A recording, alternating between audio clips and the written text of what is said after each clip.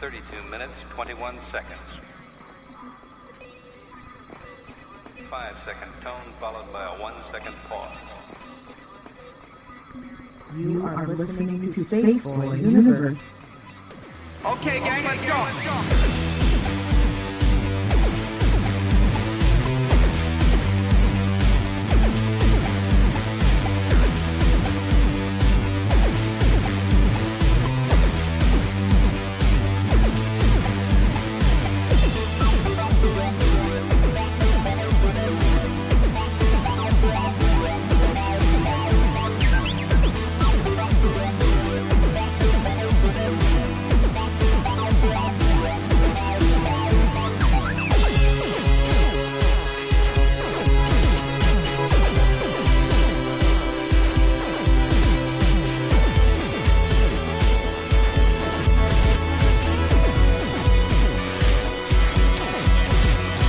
From the space city called Houston, Texas, welcome to Space Boy Universe, featuring Space Boy and the lovely Solana. So strap in and prepare for launch sequence.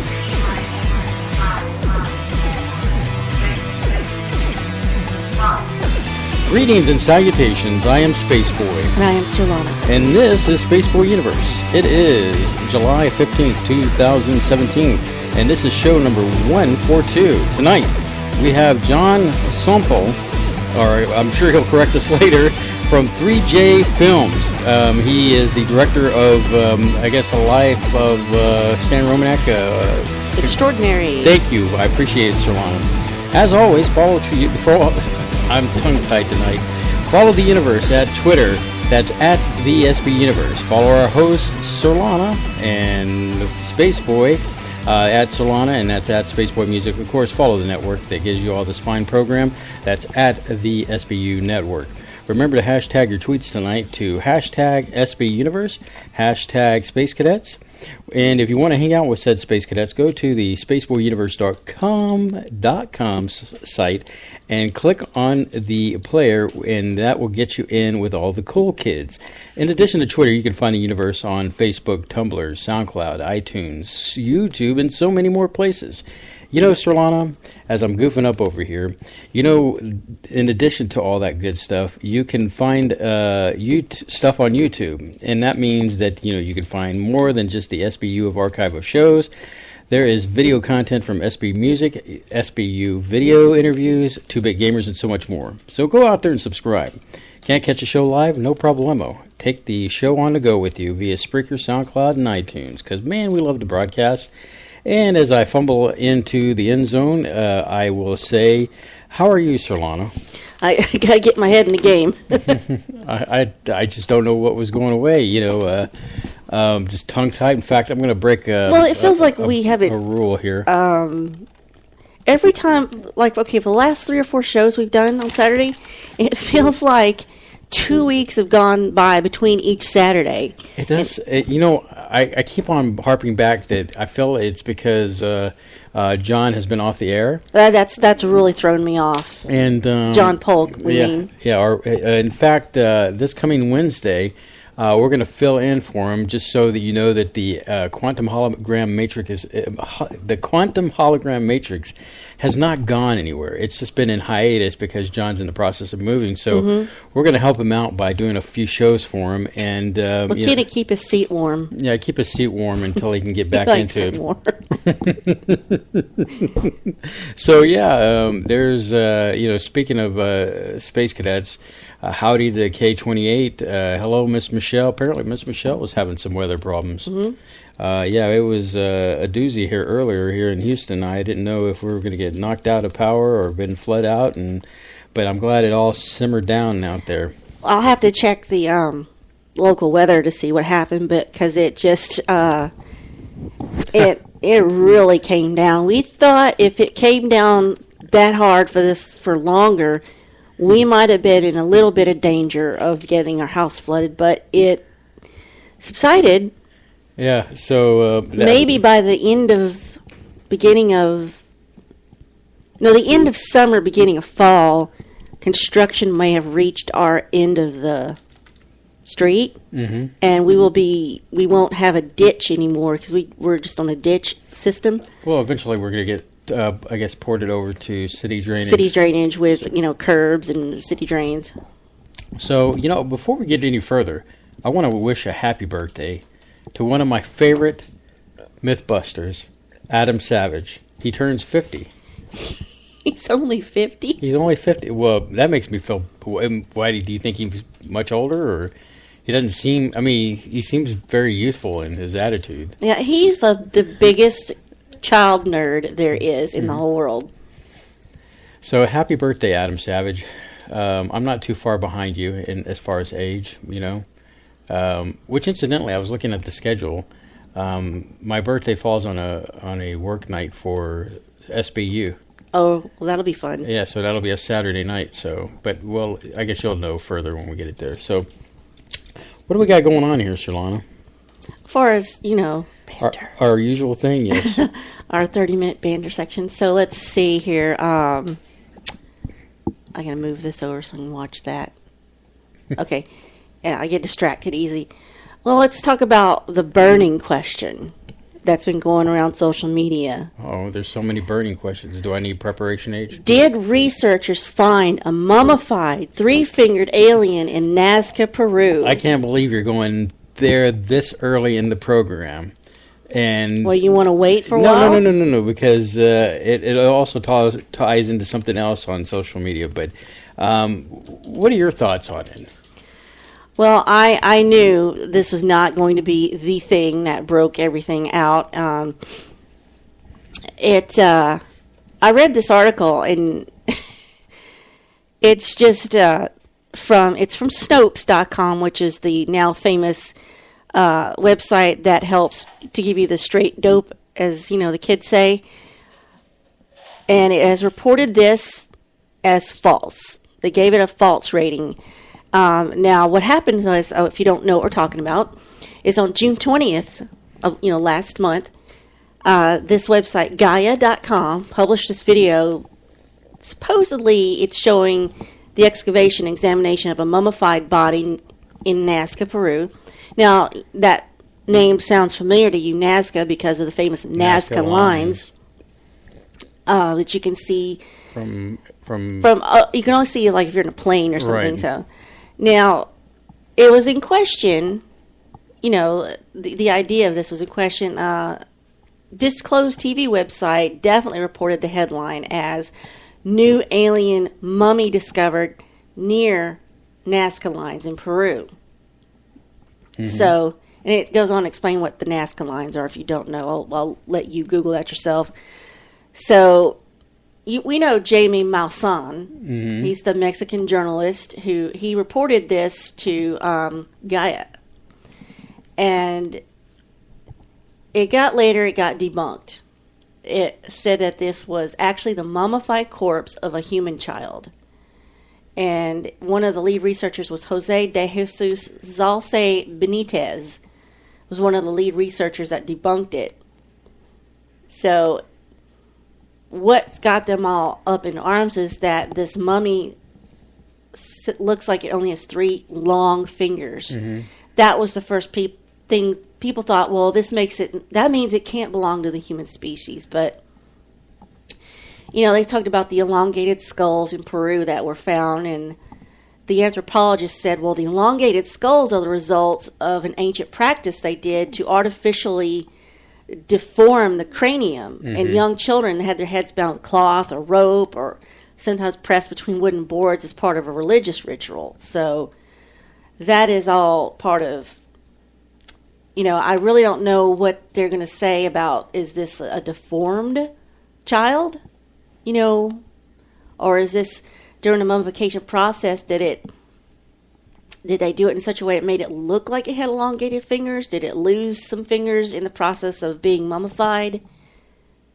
But they said, Snopes says, Gaia website has a long history of providing a platform for false and spurious pseudoscience claims. So I don't know anything about that. I'm just quoting what Snopes says.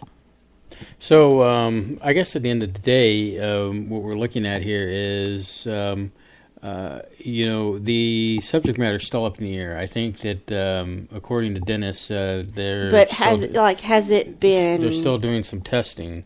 Yeah, like MRI, CAT scan, CT. They have done some X-rays. CAT scans of it, and I don't think that it's inconclusive.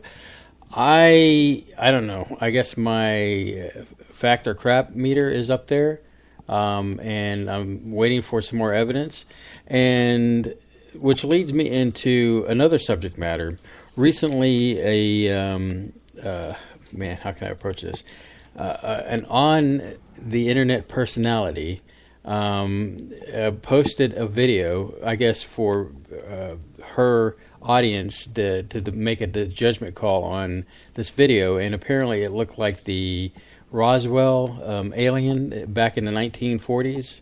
And the thing is, when I saw this video, What was the post claiming to be? well, it was, possibly... Was it a video or Yeah, it was a video. an And image? I'm surprised you hadn't seen this. Well, anyway, the video basically reported to be like 1940s. You could see people in military attire during that time, and on the ground you see an alien. But when I saw this, I was thinking to myself, why does this seem so familiar? Because now the clip is 30 seconds long. And and if you're curious about it, go to at the SBU Universe, and on the Twitter wall, you'll see that I've posted a link to the YouTube video. And in the video, you get to see it's about 30 seconds long-ish. There's no sound to it. But as you watch it, you'll think, well, that's pretty interesting. It's kind of typical, kind of hard to see. In that moment, you see, oh, look, there's the alien. Oh, there's military personnel. This has to be true. Well, I can definitely tell you that it's false. False in the sense that it is not an actual clip from the 1940s. You recognized it. Because I recognized it. I watch a lot of movies, and it just so happens to turn out to be from the movie Alien Autopsy, which is a movie about Ray Santilli and how they faked the alien autopsy video.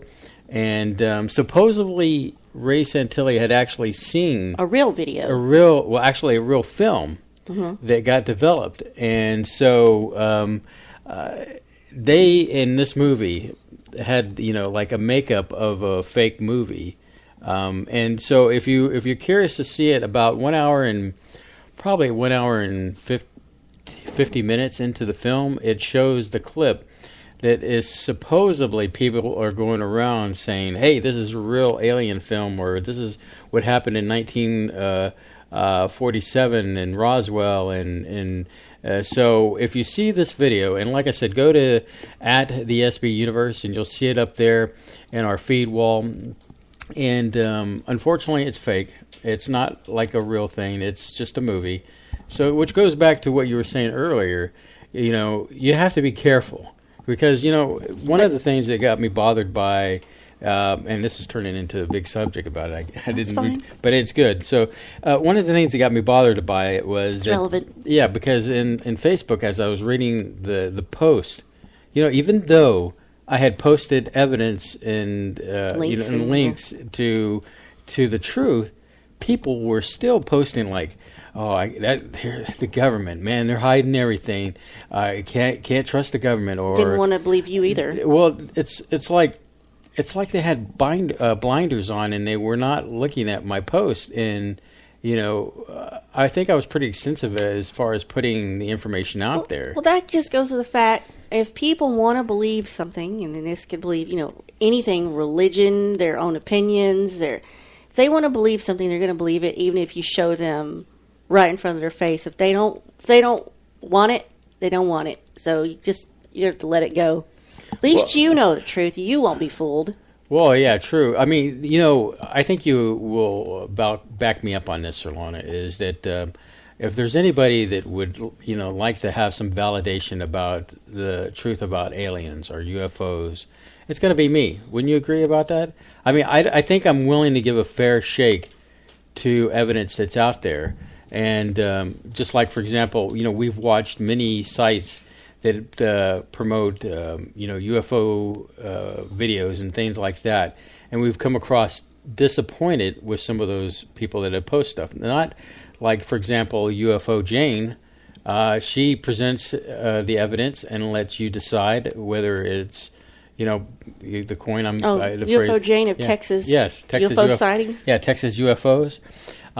So we follow her on Twitter because I think that she at least gives you a fair shake, which is going to be great tonight with our guest tonight, talking about stan-romanek, and we'll get into that much later because I believe that if the evidence is shown to you, don't just immediately make a judgment call because I don't believe in UFOs or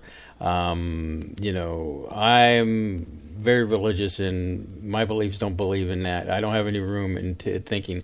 I really think that if you just jump in and make some assumptions, you're also losing the battle on that end too as well. You have to find a middle ground. I don't want to get too far into that right now because I have something I could say, but I don't want to waste it here. Sure. During this part. No problem. But at the end of the day, what I'm trying to get at is that when you're looking at videos, do some research. Don't just jump to conclusions and say, "Yeah, that's definitely 1947, and those are military men, and blah blah blah." And so anyway, that's my 2 cents, and I wished I had my goat noise, but well, apparently it scares people's cats when you do that. That's what I was told. So anyway, that's a great way to open up the show on that. What else do we have, Solana?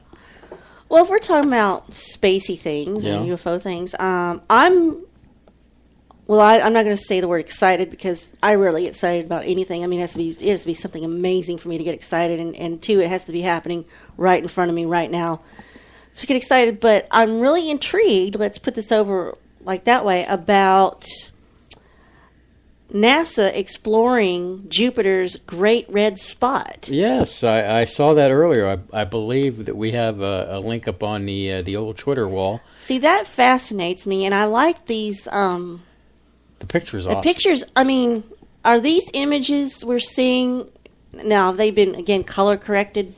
More than likely, I mean, color correction. if you were in a space vehicle right now and you're looking right at Jupiter, would it actually have color and whatnot?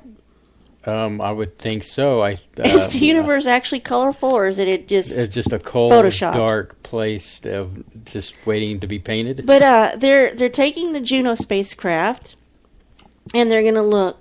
They've got it to where I guess it can get through that cloud layer of Jupiter, and it's been a mystery for as long as I guess people have been aware that Jupiter is up there or out there. So it's unclear how long that storm has been there, Right. The first time they noticed the spot was in the 1600s. So prior to that, who knows what had been going on.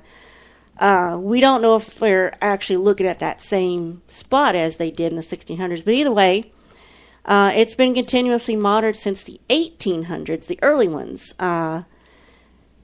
It's there because they say it's something called vertical flows. It's constantly replenishing its energy that it needs to keep those gases churning from what's there in the atmosphere. They still don't know what causes the storm's reddish colored or how deep the spot goes, because I'm assuming this is pretty deep in the atmosphere, and I don't know how far down it reaches to the planet. I don't know if the planet really has a surface. I think it's a metallic liquid metal surface. That's cool. So, we've snapped pictures of it since, the 70s and in the 90s, but now we're going to get a more in-depth look at just this specific storm. And I think that's going to be very cool. It's going to take 53 days to complete. And it's already had some technical problems with Juno. They had some vehicle's engine, something went funny with it. So it's going to take an elliptical orbit around the planet and try to get close to the surface for a few hours during each orbit, and to get the bulk of the data. And it will mark. It was going through its 7th pass as the time of this article, and I think it's going good. I don't know where you can see any of this stuff, if they got it live.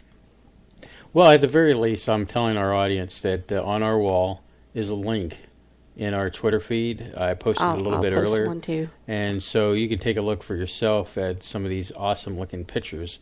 They're just phenomenal. I mean, you've seen many pictures of the red dot, literally like a red dot in some pictures. But now we've got these close-up pictures. And, you know, on my phone, as a part of my lock screen, has Jupiter and the swirling clouds, and it's just it's just so awe-inspiring to look at that, and to just know, for me as a kid, I've seen so many different pictures as a kid of Jupiter, and now to see these up-close images. Yeah, I think it's really fascinating. Hey, you know, Sir Lana, I do want to bring up net neutrality. People need to keep your eye on this. Because, I mean, I know it's been out there for a while, but it's important that no to net neutrality. We don't need our internet to be throttled back and have different companies. Or for them to play favorites with content. Exactly. Like, for example, you know I love Netflix, right, Sir Lana? That would be, like, right on the bullseye of some of these organizations. It might to be slow it like down. an organization like, let's not say it, Bombast. Let's say it rhymes with bombast. Maybe they don't like you watching Netflix because that digs into their capital and revenue. So they throttle your internet connection with them back because they just don't like it. Or how about not being able to get a good connection with your favorite online broadcast? You know, that would endanger our stream, and, you know, it would be a shame that you wouldn't be able to get our cast, or for any other cast for that matter, and you know, it's just not right. You know, the internet should be left alone. It was done right the first time, and so let it be, and let it do its thing. No one owns it. No one controls it. And that's the best way for creativity for the internet. So what do we say, Sir Lana, on net neutrality? Just say no. Just say no. All right. I just guessed at that. Yes. You get a gold star tonight. You got any other news over there? Yeah, I didn't know if you're keeping going or not. Yeah, I was like, I just wanted to make sure people understand. No on net neutrality. All right, and if we need to do a full show on it, or, you know, half and half show, I'm willing to do that for y'all. Well, you're going to see things pop up around the universe promoting no to net neutrality. So let's switch to something ridiculous and fun for a moment. Okay. So the moment you've all been waiting for, if you're in China. If you like smartphones and fried chicken, you're in for a treat. So why not have them at the same time? Yes, the same company that sent a chicken pot pie into space recently now has a phone. KFC has partnered with Huawei to release a limited edition smartphone to commemorate 30 years of business in China. Some of the specs of the KFC edition Huawei Enjoy Plus 7 Plus is it's got a 5.5-inch screen. It's powered by the Snapdragon processor, and it comes with 3 gigs of RAM, 32 gigs of storage, and that can be expanded up to 128 gigs via a micro SD card. And it's got a 3020 mAh battery and a fingerprint scanner. But the most important thing is that the back of it's red, and it has an embossed Colonel Sanders logo. And it's got, you know, Chinese letters, and it says 1987. I guess that's when they opened up over there in China. And they made their announcement on the Weibo page, which is the Chinese I think page you're forgetting that the keyboard is finger looking good. That too. You could lick the thing if you wanted to. So it comes with KFC branded music app pre-installed. Lets you create and share playlists at a KFC restaurant. You know, look out, Apple and Samsung. Speaking of news of food that you probably don't want to eat, Our good friend of the show, Dennis, sent us an article from Alberta Times. And basically, let me read the headline here for you. Outbreak of severe diarrhea temporarily shuts down Winnipeg strip club. A popular strip club in Winnipeg has been closed down until further notice after several dancers contracted diarrhea last Friday night. The cause of the incident, which remains under investigation, has been initially linked to a contaminated buffet at the venue. While the investigation continues, the venue has not been named.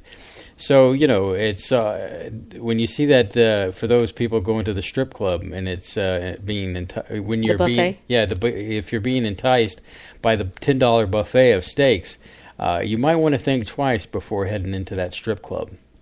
You should think twice anyway. Mm-hmm. Well, just like, where are you in your life that you're going into a strip club? Young, free, and not married. Just saying. Okay. Anyway, so I'm not going to dig deeper into that right now. That's an offline conversation. Hyperlink. Let me get my thoughts together here before you. Before you pull out that 45 and shoot me. Let's see here. The Hyperloop was tested recently in Nevada. What's the Hyperloop, dear? That's that thing that they want to put underground that is like a vacuum tube, and people get into the the machine. Where are they going to put it? Or do you know? There has been plans to build one from L.A. to New York, but there's also one that would go. I know you wanted me to bring up the triangle here in Texas. The triangle is basically Dallas, Houston, San Antonio, and back to Dallas. So if you had a map, you could draw a line from Dallas straight down to Houston and go west to San Antonio / Austin, and then from there back up to Dallas. That's sort of like, is that an isosceles triangle? Yeah. Yeah, whatever. So, but yeah, they're in the process of building that. Or when the test went well, and that was back on May 12th, and we're just now hearing about this test. I don't know why they held back. I do like the thought of getting to like San Antonio or Austin in 30 minutes. Mm-hmm. Don't know what to do when I get there, but I don't. The only thing I need from Dallas is a faster way to get out of it, so I guess that's a good thing. Mm-hmm. So do you have something short here that you can bring up? Remember Star Wars? Yeah. Let's say, was it the first one they ever released, which was episode 4? Yeah. Remember that hologram chess they were playing? Yeah. On Millennium Falcon? Well, Apple showed off an augmented reality demo that used an iPad to recreate the famous Dejarik holochess game Star Wars, and Disney announced that it's going to create an actual augmented reality platform to bring that game to life. So there you go. Well, that sounds pretty exciting. I can't wait to see what they produce out of that. I do want to bring up this one because there's nothing worse than I hate of people not paying attention when they're on their phone. So this is a kind of a timely article. California woman selfie fail allegedly destroys $200,000 worth of art. A woman in Los Angeles reportedly destroyed $200,000 worth of art after triggering a domino effect while taking a selfie. Though some critics say the video is too perfect to be real. And, I've seen this video, and where they've got this art, I've got to question it too, but I just, be careful when you're taking a selfie. Actually, be careful when you're with your phone anyway. You need to be paying attention to where you're going and what you're doing anyway. You're liable to hurt yourself in the process. He says as I'm on my cell phone right now. But I'm looking at your SBU Twitter. Oh, how's the Twitter today? So it's fine.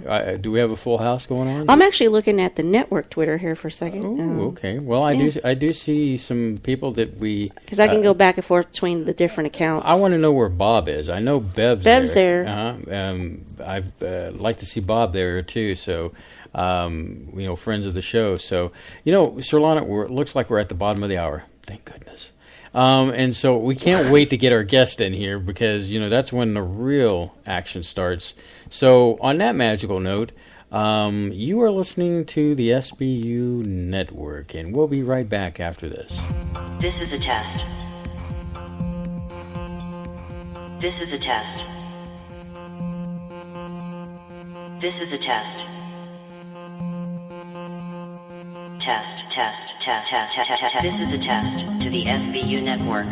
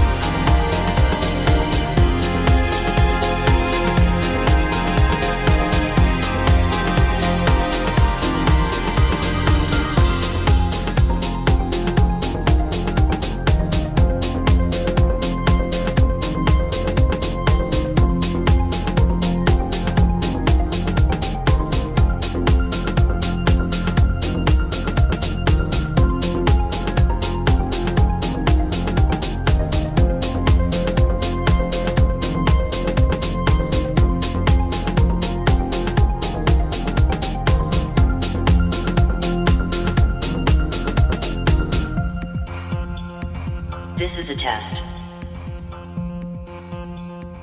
This is a test. This is a test. Test, test, test, test, test, test. This is a test to the SBU network.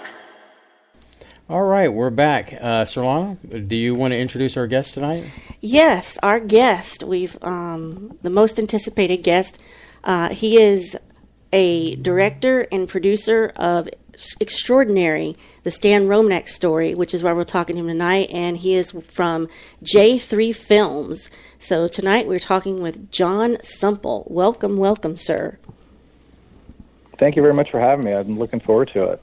Oh, and we have too. And so, it's quite an interesting subject, and we're definitely going to get into it with you. But as we always like to do, this first, I guess, segment of our program is get to know our guest and find out a little bit about him. And where should we spin the wheel, Sir Lon, and start? Well, I'd love to know, how did you get into the documentary filmmaking business, and what were your influences?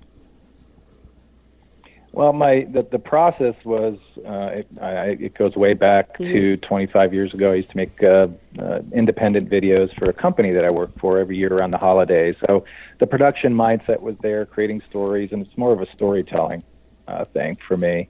And my background is in journalism, and I'm a writer.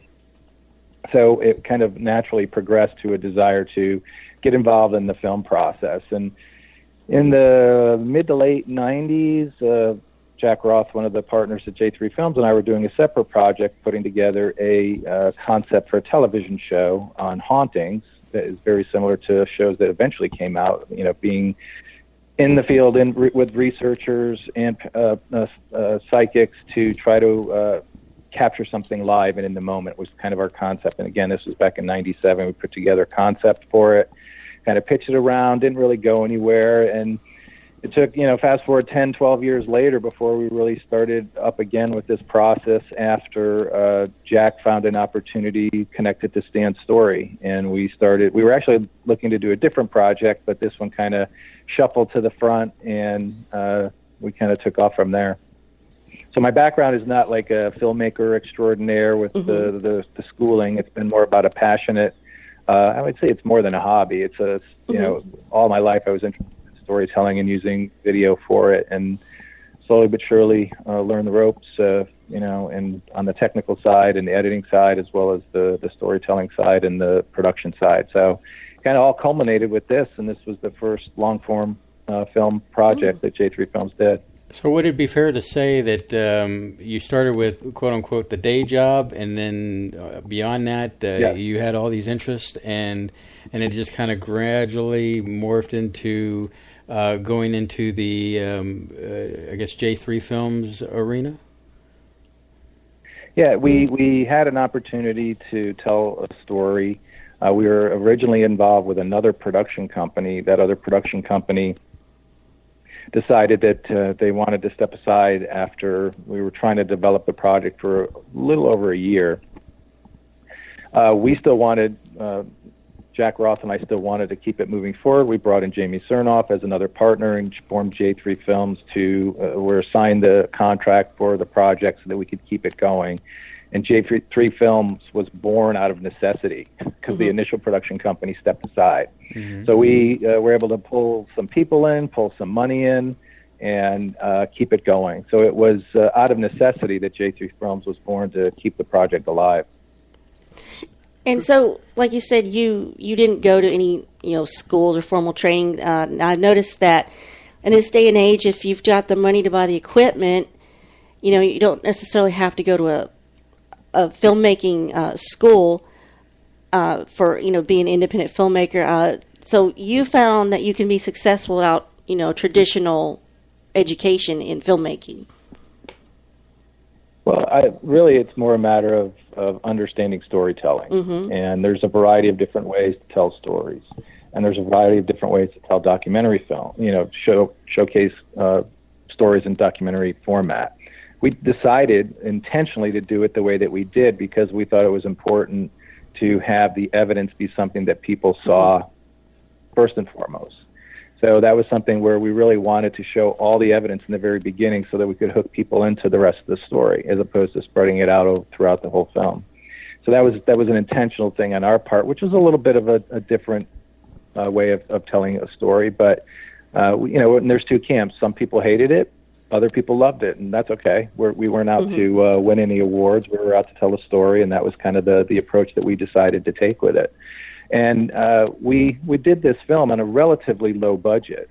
We didn't have the huge money behind it. We had a lot of beg, borrow, steal type of approach with equipment and some of the things that we used, and people who supported it in the production side volunteered their services. So, we we did a lot on with very little resources and a whole lot of sweat equity and asking a lot of questions and turning to people who do have experience in the business who help support us throughout the process. So do you think documentary films are important? Well, I think they've definitely increased in popularity over the last, I would say, 5 to 10 years through online opportunities to consume content, to people telling their own stories and putting together stories on YouTube.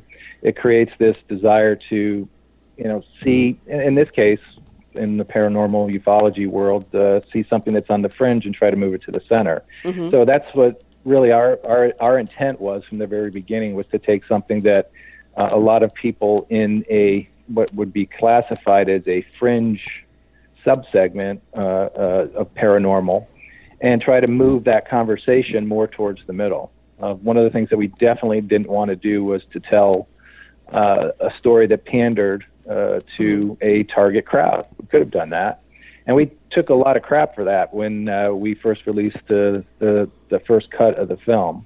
And people who were expecting to see a deep dive into Stan were really disappointed. And these were people who were ardent followers of Stan. So they had seen even more than we presented in the film and thought there was going to be more. But as we tried to explain to people who were commenting in that nature, was that our objective was to move the conversation to the center, not to have it stay, in the fringe space, in the shadows. We wanted to make it more of a conversation piece. And again, I said earlier, and I'll say it forever, is that we never intended to convince anybody. We intended to put a story out there, let people consume it, and let them draw their own conclusions. I think that in the I guess I call it the fringe sciences of what we're dealing with here, it's important that we find some kind of middle ground. I guess it's kind of like the lemmings, following the lemmings over the cliff. The subject matter, it's so easy to just become blinded by, I want to believe, and just follow, the lemmings over the cliff, like I was saying. Or you don't want to believe. There's that side, too. There's the flip side of that, too, as well. And it's very refreshing when somebody actually comes along and says, okay, here's the evidence. I'm not going to persuade you one way or another. You just listen to the story and see where it takes you and make some decisions upon yourself. And I believe that you kind of nailed this in the process of this documentary, and it's refreshing. Was the process of getting it to Netflix fairly simple, or what was that like? That's a long story if you want to hear it. Oh, okay. I don't know if you're ready if you want to do it now or a little bit later. Let's hold off on that, because I will tell you, I am really dying to get into the subject matter. But it is. I guess that would be more of after we've explored. Yeah, exactly. So let's not get ahead of here. But like I said, Solana and I are definitely excited about the subject matter. So. We've talked about how this has been a hobby for you, but it has gotten more of I don't want to call it a job. Wouldn't you agree that it's more like a passion or something that you just compared to what you were doing the day job, that you actually getting to do something more to what you enjoy doing? Yeah, and that's part of the longer story, and I'll fill in all the blanks later. But the Orchard is the distributor of the film, and our relationship with the Orchard is we have a 4-year contract with them to provide content to them.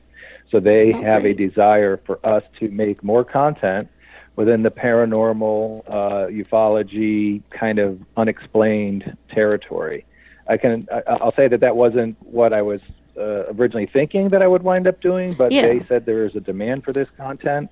Therefore, a demand for content that is of a higher quality than what is kind of in the fringes now.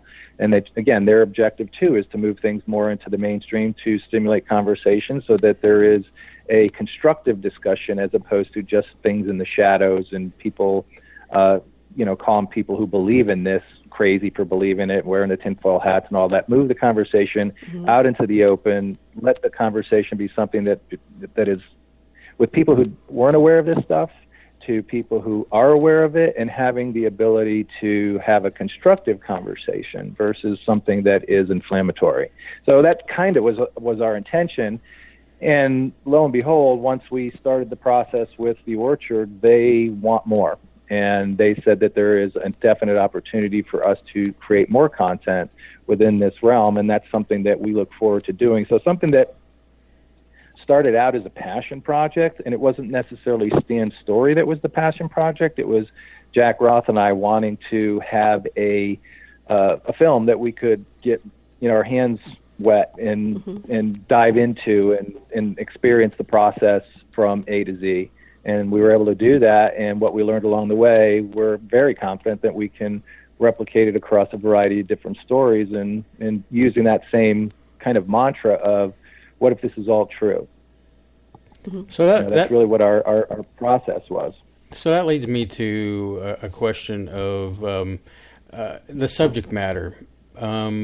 Prior to doing this documentary, you can even go further back. What were some of your thoughts about the subject matter in general, as a paranormal, whole? The paranormal, the fringe science, the ufology, and things of that nature. Before you started doing the filmmaking. I was born and raised in Sandy Hook, Connecticut, Newtown, Connecticut, and that is a very large hotbed for paranormal activity. A lot of hauntings in that area, documented hauntings. The Warrens are from not too far from where I was born and raised. Actually even visited them at one point to show them images that we had captured during a trip to New Orleans that wound up being something that kind of started this whole process with Jack Roth and myself to doing this. So my background is I was aware of hauntings. I was aware of stories that friends who lived in haunted houses who would tell the stories, and this is going back to when I was 9 years old.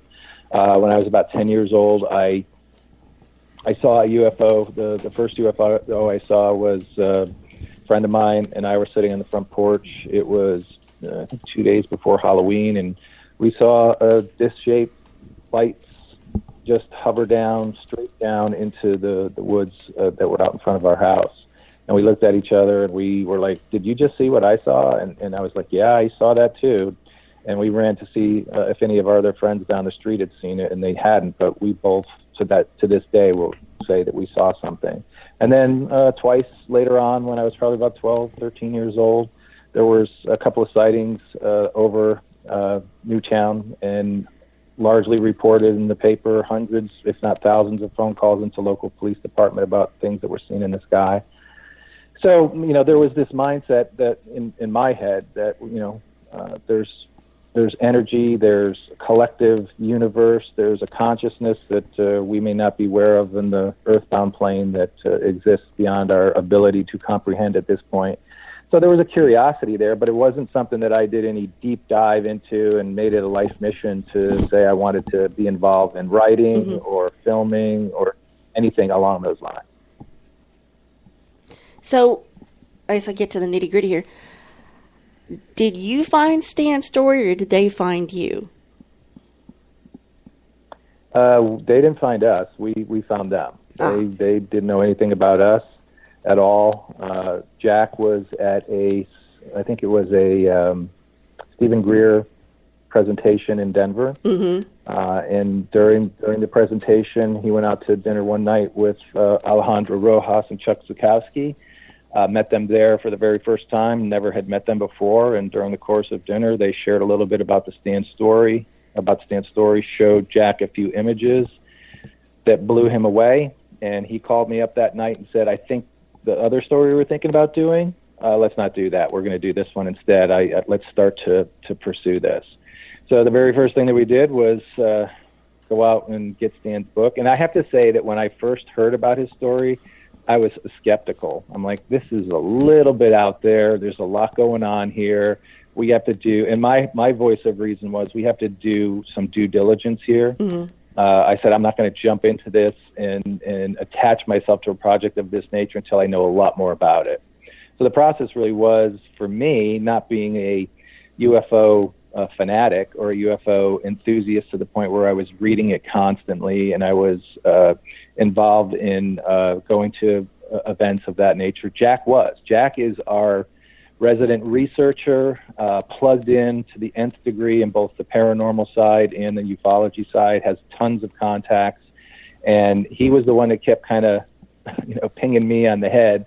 We got to do something in this space. We got to do something in this space. There's tons of great stories, and this was one that kind of floated to the top based on that perchance meeting in Denver back in 2010, and it led to us having conversations amongst ourselves first, then reading. The very first thing I did was do a deep dive into Project Camelot. I had never heard of the website before, and I spent, I think, 3 or 4 days consuming tons of information there. And once I was done with that, I got Stan's book and read his book. After that, we scheduled a phone call with Stan. After that, we flew to Colorado, met with Stan. Even after that first meeting, I wasn't 100% convinced, and we set up another meeting to go back and look at his evidence. And I spent a week poring over all the evidence that he has accumulated over the 10 years leading up to that point, and I was blown away that he had documented so much evidence. And the thing that really kind of hooked me into, from the storyteller perspective, is there are dozens, if not hundreds, of people who have been witness to or had experiences along with him throughout the years. Yes. So it's not like someone's sitting in their basement creating videos and photoshopping images. There are people with him who have had experiences, and I had a chance to speak to dozens of those people. And some refused to be involved in the project, they just didn't want to be exposed, but had a lot of corroborating information and talked to investigators that were involved in his case that were like, this is a story worth telling. So it was after that we sat down and went through the evidence that I felt like there was a story, worth telling that might resonate with people if the preponderance of evidence was presented in a way that was consumable in a 90-minute format. Yes, it was and tough. It was really tough to do that story in a short amount of time. Yeah, I noticed you did something with the evidence where you showed different pieces of evidence as part of like the opener and transition, because there was, as you said, so much of it. And I guess that's what drew you to the story, because he had all this evidence and witnesses. Now, what would you say to some people who have claimed they have debunked a great deal of it, having seen it all yourself?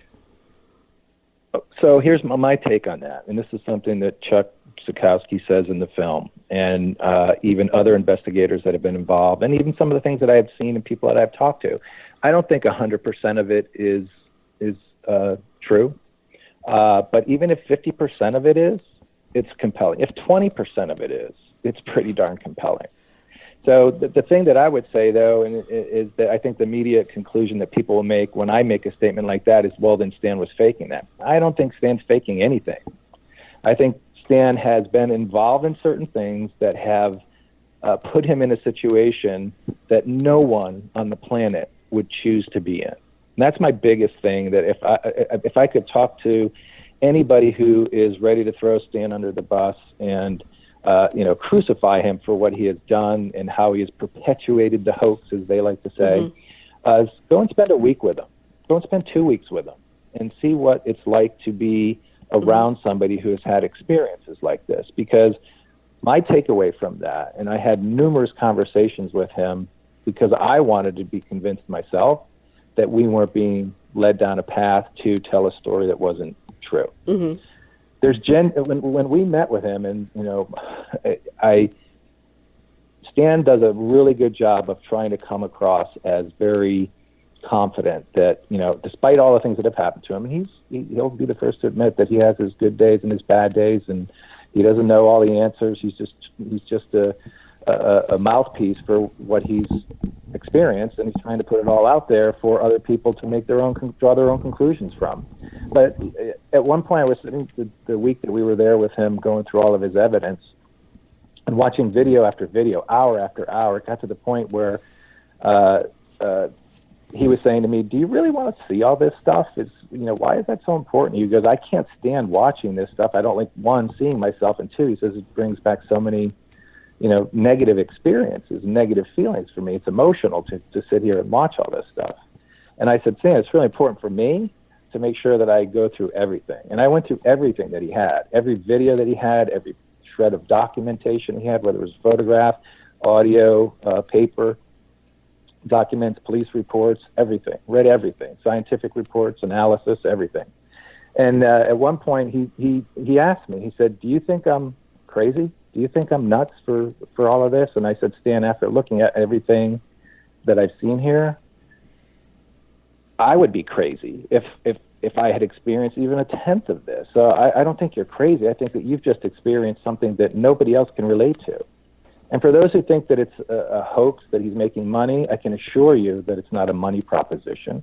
We purchased the rights for this story from Stan to tell this story, and that's it. That's all that Stan got. He's not making a mint off of this. Stan's not the producer of this. He's the subject of the film. We're the production company. We found his story. We went to him. We talked to him about us doing the story. He had to, gain our trust and spend a lot of time with us to make sure that we were the right ones to tell the story. And it took us a year and a half before we got to the point that we were ready to move forward. So it took a while. It took a long time to establish that. And it's not a perpetuated hoax of someone sitting in their basement coming up with something. And my question to anybody who believes that is, why would anybody subject himself, his family, his extended family, his children to the ridicule, of the public, and negativity and hatred? I just don't understand why anybody would choose that. And now, if Stan was living in the lap of luxury and up in Beverly Hills in a $10 million mansion with a pool and a chauffeur, then I would say, yeah, you have every right to believe that. But he's not. He's not living in that life at all. So I've been witness to it. I have spent time with him. I have spent time with Lisa. I have spent time with April, his stepdaughter. I learned a lot in the process of the what is going on inside of that house. So there was a lot of time spent talking with the nuclear family, and then tons of time spent talking with researchers and other experiencers who had been with him, and also witnesses to some of the events that happened when they were with Stan. Well, we're approaching the top of the hour, Jon, so let's take the break. I mean, it's a couple minutes early because I want to really dive into the subject matter now that we're starting to opening the can of what we call stan-romanek. And because definitely, as I'm listening to you, I'm like saying, yes, I was just talking to Solana about that, or yes, I mentioned about that. And I'm sitting there going, oh, it just answered this question, this question, this question. Yeah, so when we come back, we've got Jon from J3Films, which I said correctly this time, yes. And we will continue our conversation, so don't touch that dial.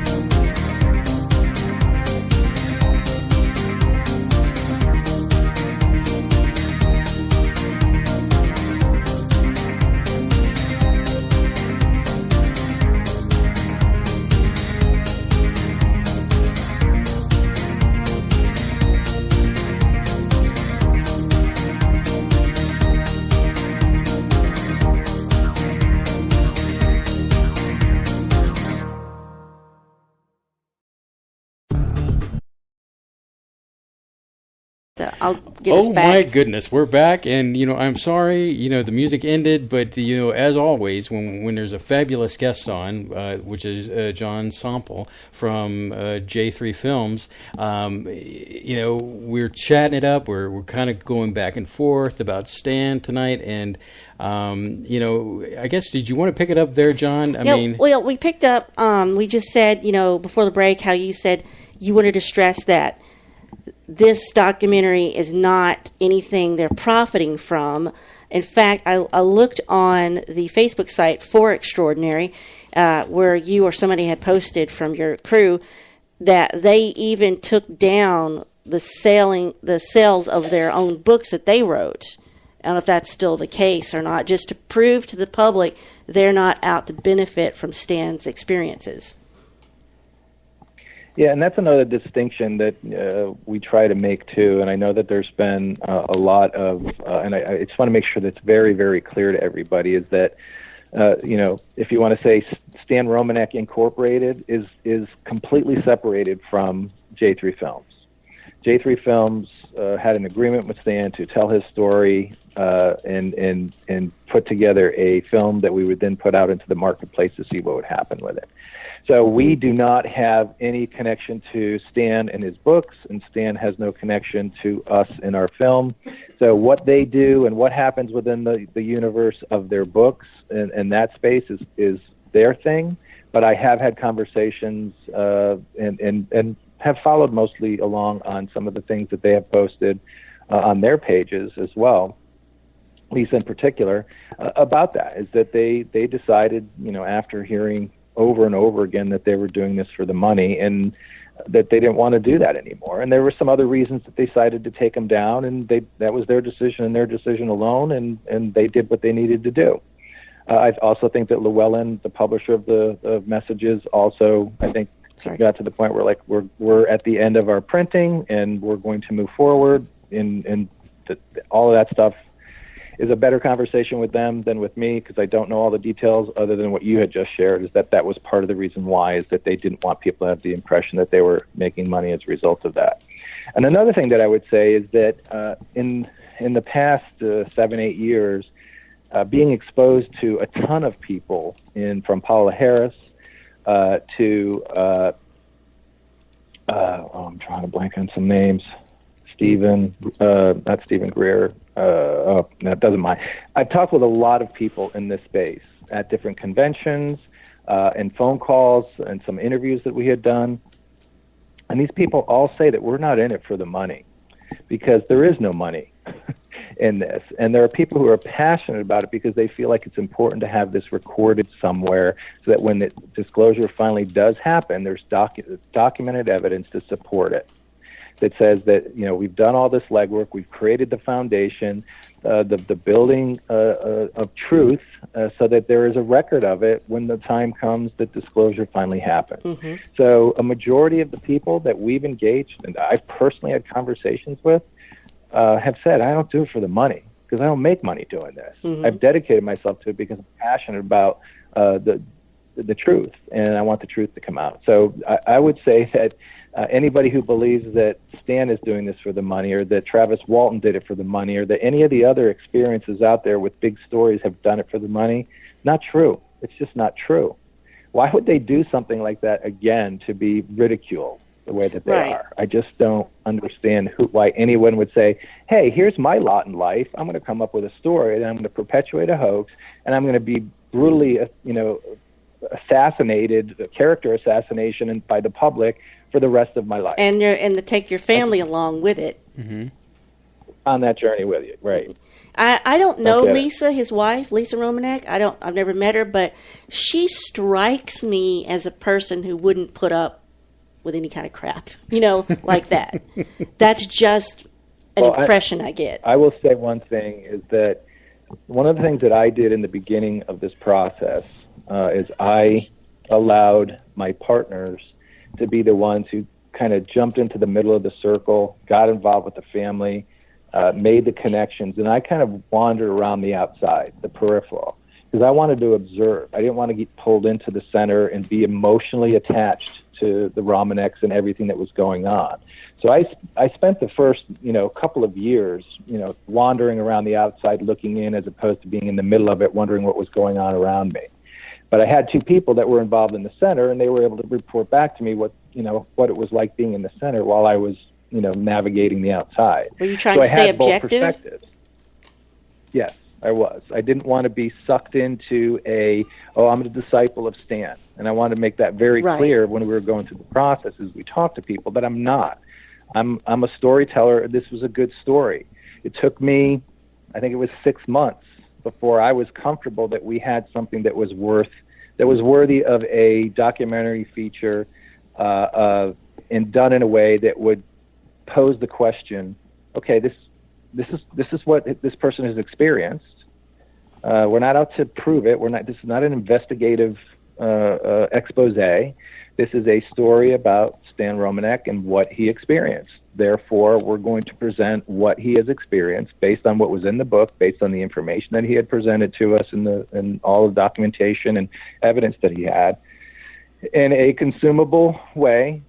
Initially it was 90 minutes, and we expanded it to 105 minutes when we eventually released it. But the festival cut was 90 minutes, and we expanded a little bit more, and we had more time to kind of beef it up and make it a little bit more solid and fill in some of the blanks that required a little bit more storytelling. Yeah, and I can say that our whole intent. You were faithful to Stan's lecture and his book where he recounted everything. Well, and that's part of it too. Is that I don't think the masses are going to go and find Stan's 4-hour lectures and read them or listen to them, watch them. So our intention was, okay, let's put it in a format that will allow as many people as possible to see it, give it wide exposure. Our goal from the very beginning was to reach the widest audience possible so that people can draw their own conclusions and ask the question, what if this is all true? That's the debate we wanted people to have. What if this is all true? So even if somebody would come back and say, debunk, debunk, debunk, I'm like, cool, that's great, that's your belief, that's your opinion, but what if this is all true? That's fine that you can, have those beliefs. You can point to one photo and say, that photo is trash, I don't believe it. Mm-hmm. So fine, I get that, completely get that. And people are entitled to their opinions. And it's a polarizing subject matter. Stan is a polarizing person. But based on what he's experienced. You say that on your website, too. This is a polarizing topic. Mm-hmm. But even at that, a topic... We just wanted to bring it to the middle. I was going to say, it's a topic that, if given half a chance, even though your beliefs may be one way, it's a chance to expand your mind into an area that you never thought of a conclusion before. And that's how I look at the subject matter, is given half a chance, just listen to it and see where it takes you. Yeah. Well, the thing that made me realize that we had told a story that was going to resonate with I would say more of a center moderate audience was when we had the film at the Fort Lauderdale International Film Festival, and we had an audience of about 150 people for the premiere of the film. And after the film, had people coming up, and a lot of the people that were there, I would say probably 75% of the people that were there knew who I was, knew who Jack was, knew who Jamie was. So we were surrounded by friends. But I would say that a lot of those friends were not believers, didn't even give this a second thought, and they were blown away. And I had separate conversations with different people. I had a couple of friends that came up and like, fantastic job, great film from the perspective of the technical and the quality of the film was fantastic. It's just not my thing, and I don't know if I'll ever change my mind on that. I'm like, that's fine. That's cool. We didn't make this to change anybody's mind. We just made it so that we could stimulate a conversation. But I had several people come up to me after the film and within a few days after the initial screening and say, this rocked my foundation. This challenged my belief system. This made me think about things that I've never thought about before. And I don't know where to put it. I don't know how to place this in the world in which I live because I've never had a place for it before. Where do I put it? Do I put it in the religious bucket? Do I put it in the in the spooky bucket? Do I put it in the false make-believe bucket, or do I put it in the reality bucket? They just were confused. Mm-hmm. And one person in particular, it took a couple of days for her to sit down and talk with me about it. She said that I never thought about this subject matter ever before. I never thought about it other than seeing what I saw in movies as being something that was a story, not necessarily something that was happening in real life. And one of the things that we kept hearing over and over and over was, I don't know if all of that is true, but I sure as hell wouldn't want to be Stan. Mm-hmm. Mm-hmm. I would never want to be him. So that was one of the things that we heard over and over again, was that it's scary. And who would want to be in that situation and have that be a part of their life, for the rest of their life? So, when this started happening to Stan, he was in his 30s. And Right. so the next 50 years of his life, he's going to be dealing with the emotional stress that comes with this, the questions of why me, the ridicule that comes along with being an experiencer. And anybody who has been an experiencer and has shared their story knows exactly how Stan feels. Mm-hmm. Because he has... it's hard to tell the story. He has what's happening to him that's the high strangeness, with the implants and the abductions and the strange... that. And then he has what humans are doing to him, far as, the strange messages left in their mailbox, and like, oh, we're watching your moves, and just to people saying you better discredit yourself or else. So it seems like he's had more of a raw deal from fellow humanity rather than the otherworldly beings. There's been the disinformation, the misinformation, the trying to get, some of the stuff I think that happened to him, and some of the like the Grandpa Gray in the window on his deck. Stan didn't have anything to do with creating that, but somebody else may have. Mm-hmm. Mm-hmm. Somebody else may have perpetuated that to, push him further over the edge, or create. That could have been true. And it's maybe it was. And something it's interesting you visiting. I was going to say, John, I don't mean to interrupt. You bring this up, is that I just read recently that someone mentioned it was like a marionette, and that actually that knocked Stan out was some kind of nerve gas or somebody, a canister. Once again, somebody kind of throwing out possibilities, not necessarily being the all and all of explanations, if you will. And I guess on one end, I'm glad somebody's trying to come up with it could be this, but it seems a little bit more than what I think it could be in that situation. And he's got so much evidence. You can sit there and go through one after another and say, oh, it could be this, this, and this, and then there's some things, when I personally went through this, the one thing I absolutely do not understand is all the equations, where that came from. Well, before we get to there, yeah. John, when did, when you, I guess, got into the process of creating this documentary, what part of the time frame are we talking about where you dropped into? Was it a lot of this stuff had already happened? Was there a certain point that you could kind of like say, okay, this is where I begin and start to document and talk to him? Where do you begin in this process? We kind of helicoptered in the, I think it was December.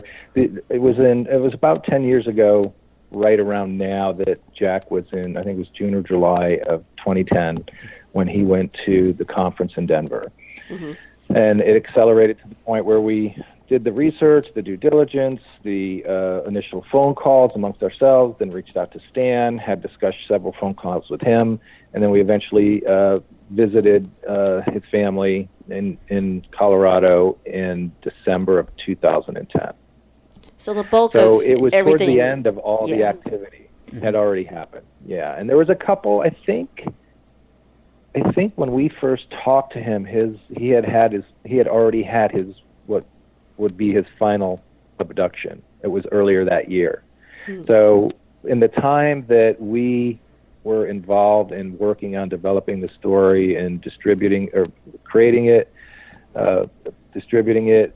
There was no abduction activity. Plenty of high strangeness, and I can say that for folks who don't believe it, again, go and spend a week with Stan, and you will witness high strangeness. We did, and that's what I was on numerous occasions. I was going to get at that is that what kind of experiences you're at ground zero, so to speak, with Stan and his family. I'm sure something must have come up, or something kind of weird. Something when you'd leave the house, you'd notice certain things you didn't notice before. Can you talk about that? Well, the first thing that I would say, that very first day that we were there, and I was going to be staying down in there was a bedroom that was down in the basement. And I think I hadn't brought my gear down. I had brought stuff with me, and I was moving down the staircase. The lights were off, and as I was walking down the staircase, there was a red flash of light right like at the very bottom of the staircase. It didn't fill the whole room. It was enough that it was like a burst about 6-8 feet in front of me.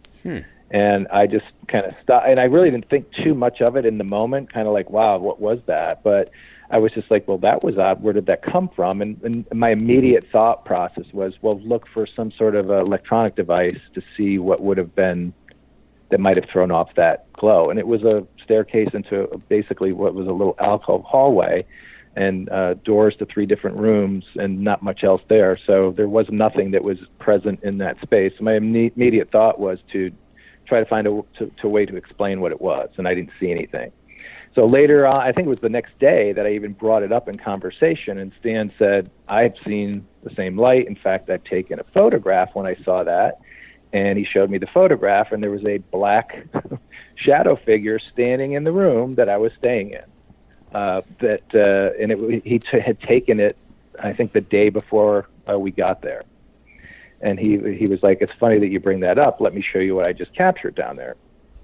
So that was the very first thing that I witnessed. And the 2 other times, I mean, we had heard noises, smelled smells that are normal paranormal things that I really didn't think too much about. I had done numerous investigations in New Orleans and St. Francisville, Louisiana, and one up in Ontario, Canada, and a couple in South Florida, where we were doing with all the equipment that you would use to try to disprove what is going on. And if there's no logical explanation as to what you're seeing, you can make some assumptions that we can't explain what just happened. Mm-hmm. So 2 times we were at his house. One time we were sitting down in his living room, up in his kitchen. They have a water faucet that is a pressure, or not a pressure water faucet, because if it was a pressure water faucet, like when you lift the lever up and down, then I could see how maybe pressure could build up and it could turn the water on. These were both dial handles on the water faucet in the kitchen. We're sitting downstairs talking. It's a split level, so you would be able to see if there was anybody in the kitchen. Nobody was in the kitchen. The light was on in the kitchen. And as we're sitting down talking, going through some of the evidence, all of a sudden the water turns on full blast in the kitchen. Wow. So it's like, as soon as we heard it, we're kind of like, what was that? And the comment from Stan was, oh, that happens all the time. We're like, what? And the hair went up on the back of my neck. That was the first time I'd ever experienced anything quite like that. And so he kind of, to him it was old hat. To us it was, wow, that was bizarre that would happen. So we both went upstairs. Jack and I went upstairs to look at it, and we could see that the handles had been turned on, and we had to turn them off. So it wasn't like pressure built up and, caused the faucet to be lifted up to turn it on. And a similar thing happened at a different visit. We were up using a computer in the bedroom, the master bedroom. There was no door to the bathroom inside the bedroom. Nobody was in the bathroom. Water turned on. Similar situation where it's a handle that you have to twist as opposed to pull up, and on full blast, not trickling, but full blast. So those are the things that, experienced firsthand, was the orb. Other things that we had seen is around Stan's house at night when you're looking in the sky, and I'm very familiar with what a asteroid looks like. I'm familiar with what satellites look like. Mm-hmm. But when you're observing lights in the sky that do U-turns or 90-degree turns, that's not a satellite. Right. So I had seen some of those lights in the sky, and the flare-ups and power-ups and things of that nature. So I had witnessed that, as well when we were in the backyard. And then Stan warned us before we came over. He said, "Don't be surprised if you witness something, experience something when you're here, because most of the time when people come, that stuff like this happens to them." Mm-hmm. So as far as I'll admit too now is that since the film kind of wrapped, and we can get into that whole process a little bit later, mm-hmm. but once we got to the point where Stan's legal trouble happened, we pretty much stayed out of Stan's business. That's his life. That is something that he had to deal with. We weren't connected to it. We didn't feel like it was our place to be involved with it in any way. And we kind of stepped aside and said, that's yours to deal with. And didn't talk to he or Lisa for over a year. So it was probably from June of 2014 until late 2015 that we had a conversation with them again. And then another year went by, and I talked to Stan for the first time back in June for another year. So it's not like we're buddies that we hang out and do stuff together. We made we're storytellers. We made a film about Stan and his life, and not that we went our separate ways. We have a connection to them based on what we went through, in making the film and the experience that we had in making the film. But it's not like we're not shilling for the Romaneks to help them make a buck. That's right. Really never was our intention, and they didn't agree to that type of a relationship with us either. We knew what we were getting into on both sides, and we had a professional arrangement. We had a contract, and that's how we approached the whole relationship between them and J3 Films. Very professional. His legal troubles happened after you had wrapped on the film, you said? Yeah, the film. This is where it gets a little. It's a little. To me, it gets a little bit. It was a challenge for me, mm-hmm. and the reason why was Stan and Lisa had the Loveland police come to their house in April of 2013, and their initial reaction was they talked to a few people about what had happened to them. And when they spoke with an attorney, the attorney said, "Absolutely do not say a word to anyone." And he said the main reason why is because you may never be convicted. So why would you want to perpetuate something where you may not be convicted and you may not be arrested? So don't talk about it to anybody. Well, part of that don't talk about it to anybody was us. Right. And we learned of getting into the Fort Lauderdale International Film Festival in June, July of that year, and had a lot of post-production finishing work to get done in order to meet the deadline for the premiere at the film festival. Premiered at the film festival. We won a special jury prize. We were excited about that. We had submitted it to a couple of other film festivals that we didn't get into, but we're excited that there was interest in conversations. We were having conversations with a connection in California who had connections to distributors and was talking to 2 or 3 different documentary film distributors who were having preliminary kick the tires type of conversations, nothing that was set in stone. And it was right around that time, which was in February of 2014, that I got the phone call from Lisa and telling me that Stan had been arrested. So we knew nothing about it. Zero. Mm-hmm. Absolutely nothing. And my initial reaction to that was, how long have you known about this? And then and I eventually talked to Stan, I think it was the next day. I think he was just rocked to the core when it first happened. But I did talk to him, and it was not a pleasant conversation, because from our point of view is, how come you didn't let us know? How could you not let us know that this was a potential, because we can kiss goodbye any distribution opportunity as a result of this. Mm-hmm. So from our point of view, we put a lot of time, energy, and money into getting the film done. And we also thought it was an important story to share. We wanted to reach the widest audience possible. So our immediate response to that was, well, we're not going to reach the widest audience possible as a result of the arrest. So our challenge then was, well, what do we do now? Do we release the film as is? Do we recut the film to include what's going on now? Do we start from scratch? And against the recommendations of some of the folks that we spoke to in the industry, we decided to release the film as is. Mm. And the only way that we could do it is through self-distribution. So we built a website and kind of got an engine in motion to we recut the film, not recut it, but added to it, polished off some of the things that we wanted to get done from music and sound effects and things of that nature, and had a launch in May of 2014 to have the film as a pay-per-view on altpov.tv, which was a website that we created. So we said we're going to self-distribute the film. Mm-hmm. And as a result of, obviously the negative press and aura surrounding it, the film didn't do anywhere near as good as we had hoped it would. I mean, we wound up having around 2,200 members that signed up for the site, and I would say probably half of them watched the film. The expense to build what we built to launch it was much more expensive than any of the money that we had coming back, so we were in a negative situation financially. And that's one thing that I would like to express to people out there, is that it costs money to make a film, so there's a lot of money and time and effort that goes into it. And your goal whenever you make a film is to break even. Right. And at that point in time, we knew we were chasing negative dollars, and there was nothing we could do about it. So our goal at that point was we need to sell 20,000, 30,000 VODs to even come close to breaking even and paying back the investors in the film, it wasn't really investors, but loans that we got for the film.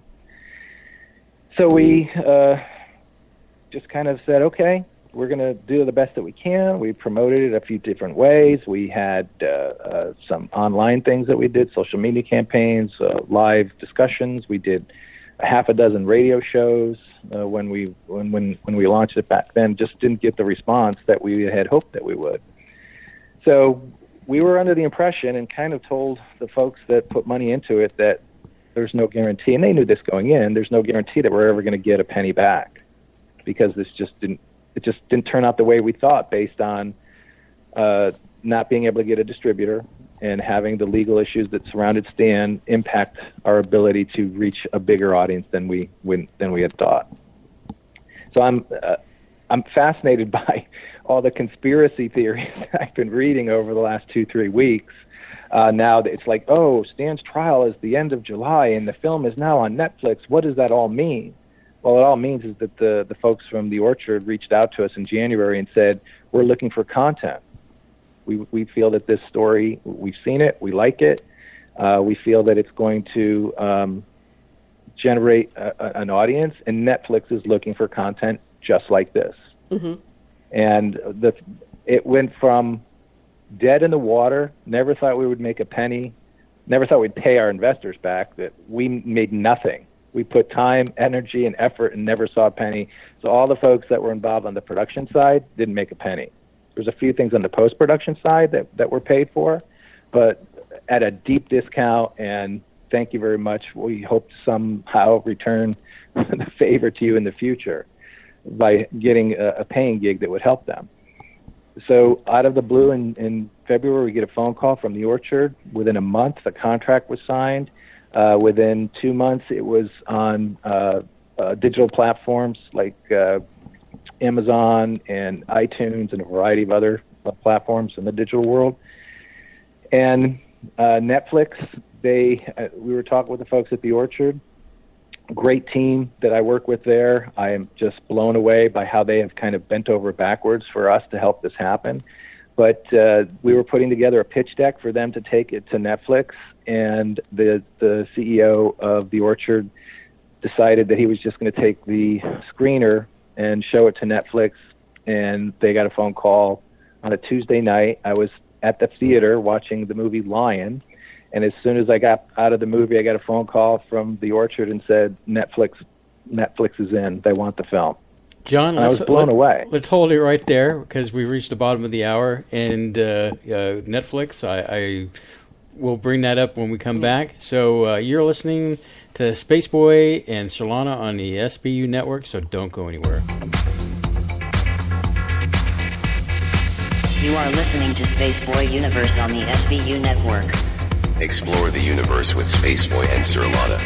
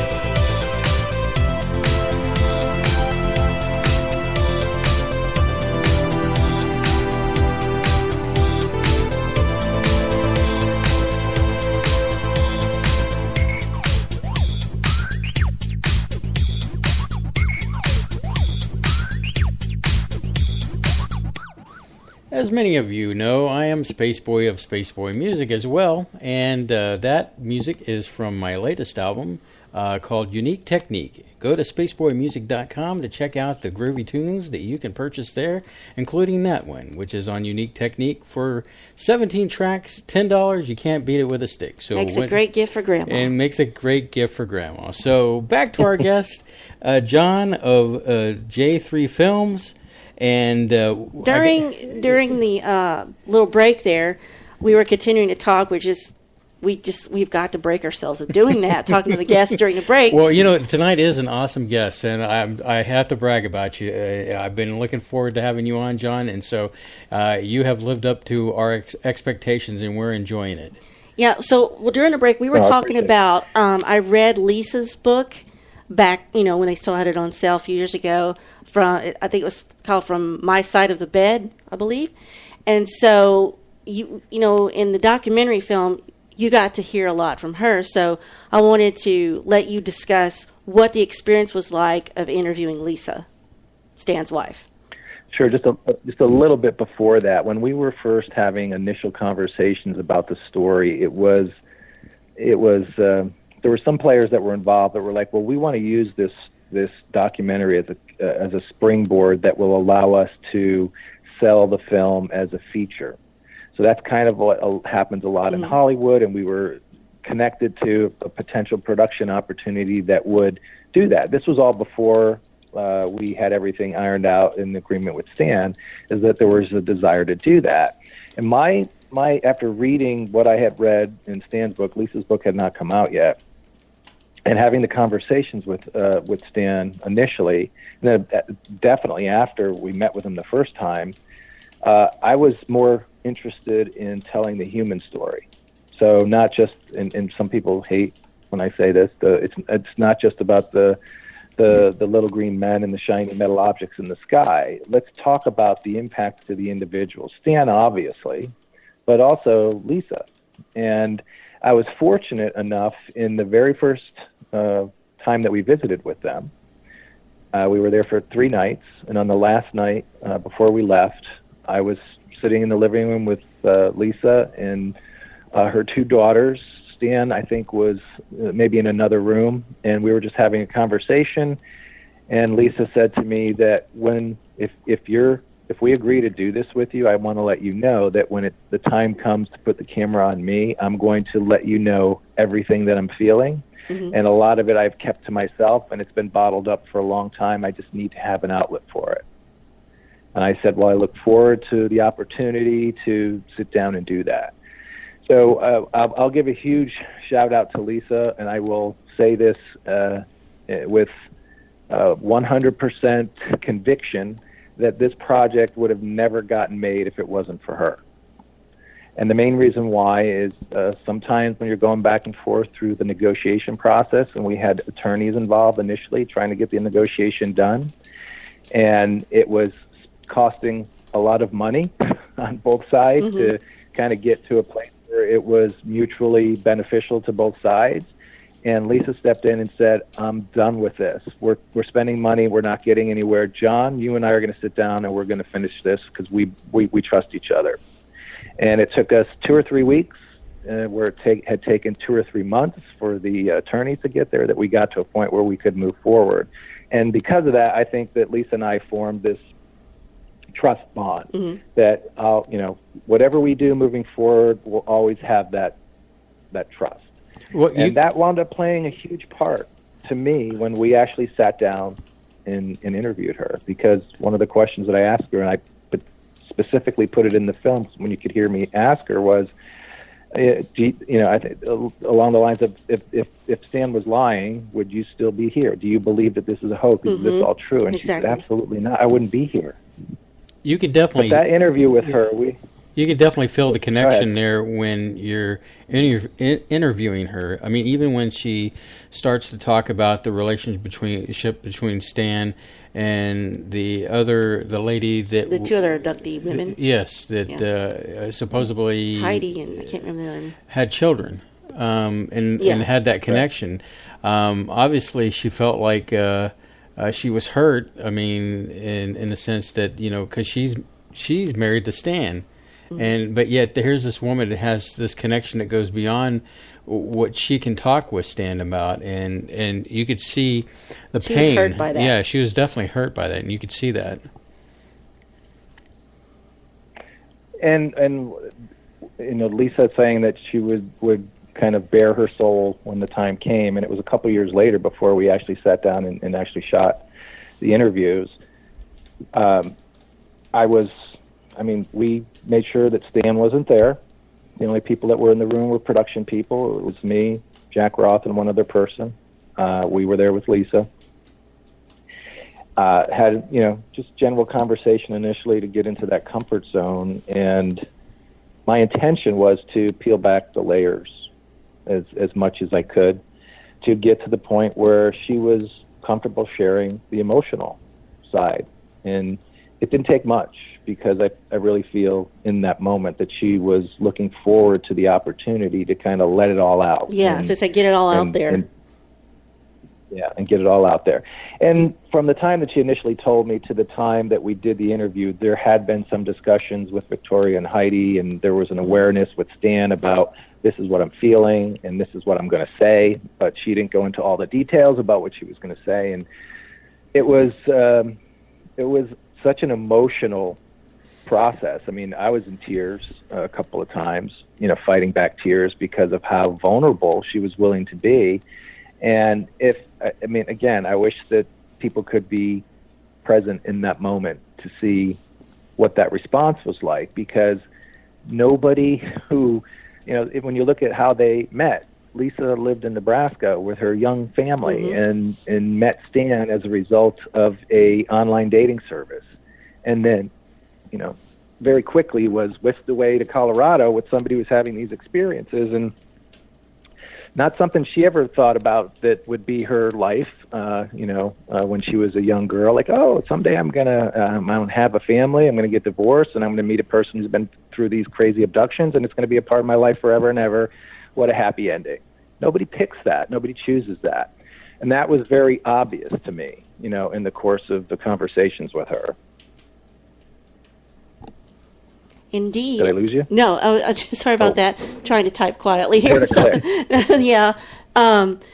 That's exactly true. When it's funny how he says, he met her online and he was trying to persuade her to come visit him in Colorado. So he thought he'd go film the scenery. He's like, look how beautiful it is here. You've got to come see this yourself. And as he was on his way to do that, he had his first sighting, and then it all fell from there. I just thought that was, I don't know if you want to call that irony, that he's trying to entice Lisa, and then here comes this UFO object in the sky, and he was not the only witness either.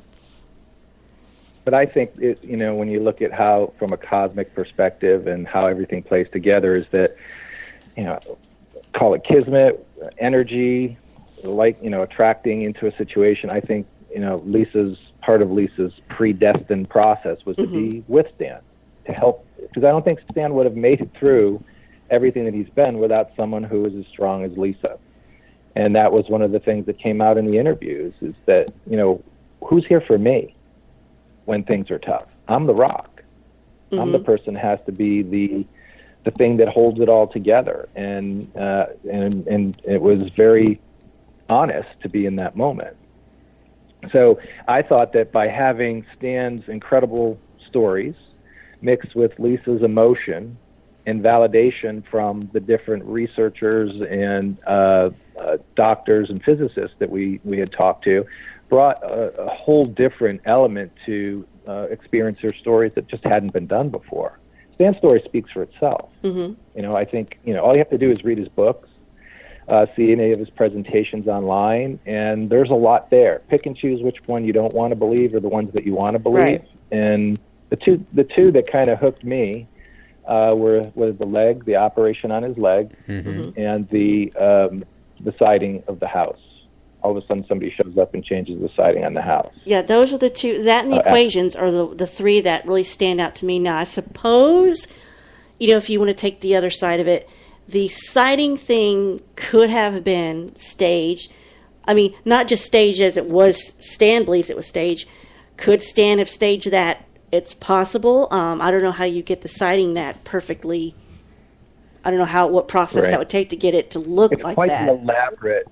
It's quite the elaborate hoax. Well, the whole thing is elaborate. Yeah. Why perpetuate this for so many years? Because then you get that's dedication. It's one to fabricate an alien popping up from a window on the second floor of second story. Correct? Not difficult to do. No, but still, it's some effort to put in there, and then to present it out there to the world, to be ridiculed, to be persecuted in some way, like, oh, that's fake, or and during this process when that came out, I love how what is it, the movie special effects guys come out. Yeah, man. As experts, yeah. I just did a movie, and it's so easy to fabricate this and fabricate.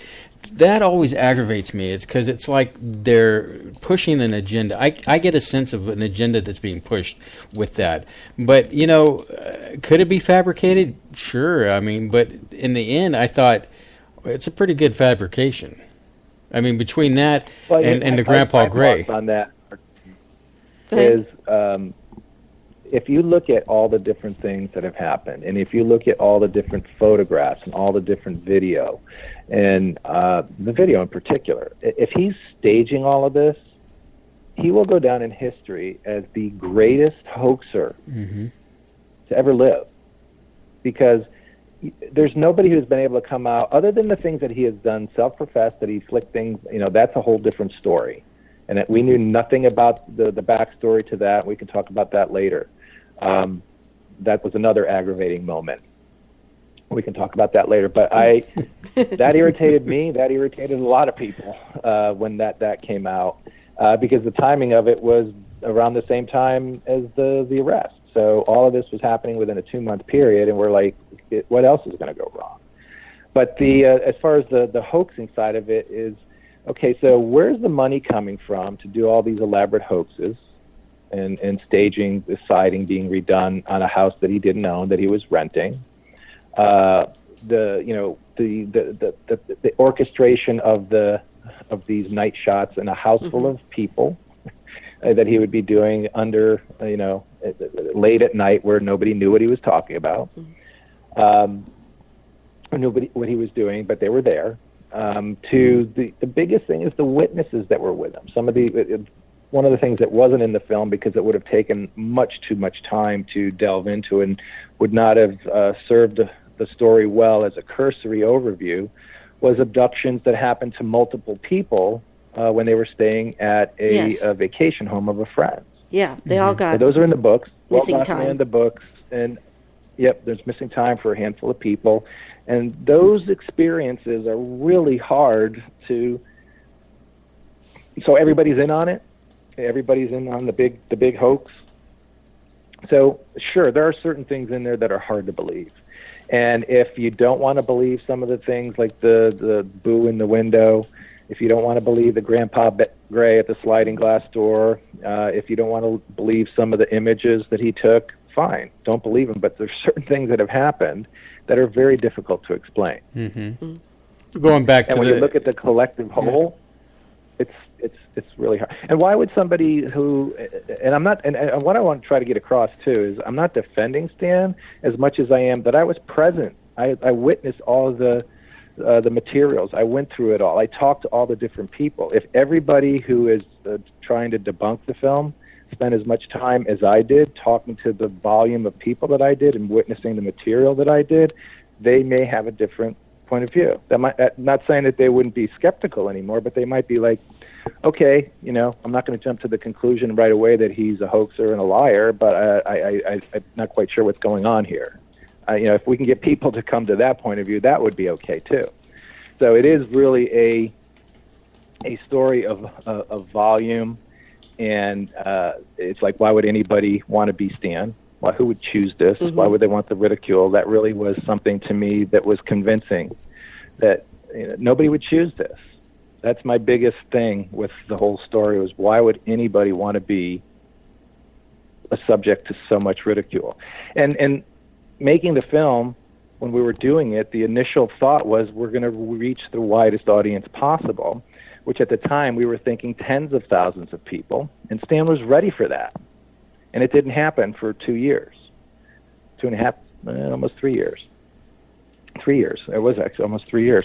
So it finally is happening now, and since the film came out, over 4,000 people have friended the film's Facebook page. A tremendous outpouring of support. And what has rocked me more than anything is we were getting, especially last week, probably 5 to 10 private messages on Messenger an hour with people telling their story. This is what happened to me. Can you help me? To the point it was like overwhelming.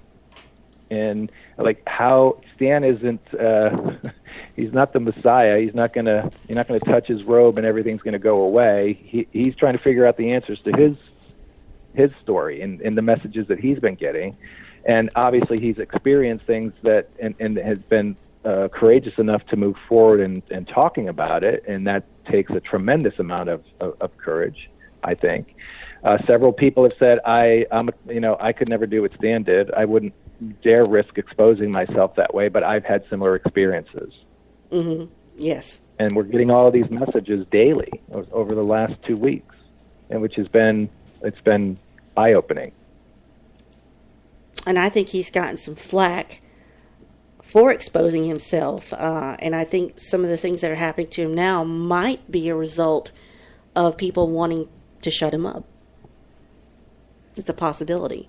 You know, I was going to say, John, at this point, my day job, I'm an IT professional, and I've got to tell you, the things that I've seen viruses can do on a computer is just phenomenal. I mean, like one particular virus is the ransom virus that's been going around hijacking computers to make people pay a ransom so they can decrypt their information on their computer. Now, fairly recent in the news, we've got the NSA lost a lot of important software that allows them to hack into computers. And I've seen situations where computers have been taken over. Even I have the ability to do that at my job, to take over computers, to work on machines remotely when end users are not there, and do that. So when it came to the point of, the story was brought up that people have seen when Stan's computer was taken over. So when it came to the point of the situation that he's in now, it made me hardcore pressed to believe that it gave me reasonable doubt, put it that way, because of the different things that I've seen as an IT guy. And what say you on that? To be honest with you, I really don't have enough information on that. Suffice to say that I wouldn't be surprised, and based on some of the preliminary research we did when we were trying to figure out how do we end the film. We can't not address this. It's out there. And so in the epilogue, we put headlines in there that were basically give people pause to say, go ahead and do your own research. This stuff is out there, and all you have to do is look at what's going on with hacking of emails and DNC information. It's probably not too hard to do that. And if there's documented cases that this has happened before, there is a chance. So, do I know if Stan is innocent? No, I don't. Do I believe what he tells me? I can only believe what he tells me. So he comes from a position that I'm 100% innocent. So if he tells me that, all I can do is believe him. That doesn't. I'm not in a place, and I never chose to be an investigative reporter to try to dig deeper and do police investigations. That's not my role in this, nor was it ever the intention of the film. It made an awkward ending for us, and an awkward way to release the film in the time that we initially tried to release it. But we felt that we had to address it in the best possible way that we could, which was do your own research if you choose, and see if there are other cases that would fit with Stan's. And there's been a lot of things that have happened in relationship to his story, since that all happened, but that was never our role. We were never involved in his story at that point. Right. That was all after the fact, so it's really not something that I feel comfortable talking about because I'm not close to it. It's not my business to talk about it. That's, I think, a very personal, private situation that has been made public, and I just don't have enough information to formulate an opinion beyond what I've shared. Yeah. Well, just from my personal point of view, I kind of take it like what you've been saying. Why would somebody open themselves up for ridicule just to tell a story? But in that same vein, unless he had a true problem he couldn't help himself, why would he be doing that and further expose, let's say they're down here in the public point of view, why would he take them even further down unless he had something he just couldn't stop himself? And again, Lisa strikes me as somebody who wouldn't allow any of that if she knows. So I just sort of take it with a grain of salt and like, if he has documented evidence of being remotely tampered with, I have to, it raises a red flag for me. Could I be completely wrong? Sure. I don't know yet. Like you said, it's not all out there yet. We don't know. But I'm skeptical that it's true. Yeah, even our discussions with Stanislav Ojak, the PhD that did this psychographic analysis of Stan and administered the different tests. Mm-hmm. Long conversations with him after we were done recording, and he said, in a nutshell, is that he said he's done analysis of dozens, hundreds of people, same type of not necessarily the exact battery of tests, but to the point where he said, I can say with certainty that Stan's experiences are true to him. So he said, at the very minimal, if Stan believes that these things are happening to him, then they are. Whether it's not someone else's place to go out and prove it or disprove it. And some of the things that are discussed in the last segment of the film is that we own our own reality. Mm-hmm. And what we believe, we choose to believe based on how we were raised, where we were raised, what religions we believe in, how open-minded we are. And we own our own stories. So if somebody wants to debunk, that's their story. That's part of who they are, and they will continue to do those things. And everybody has their own story to tell and to own and to participate in other people's stories.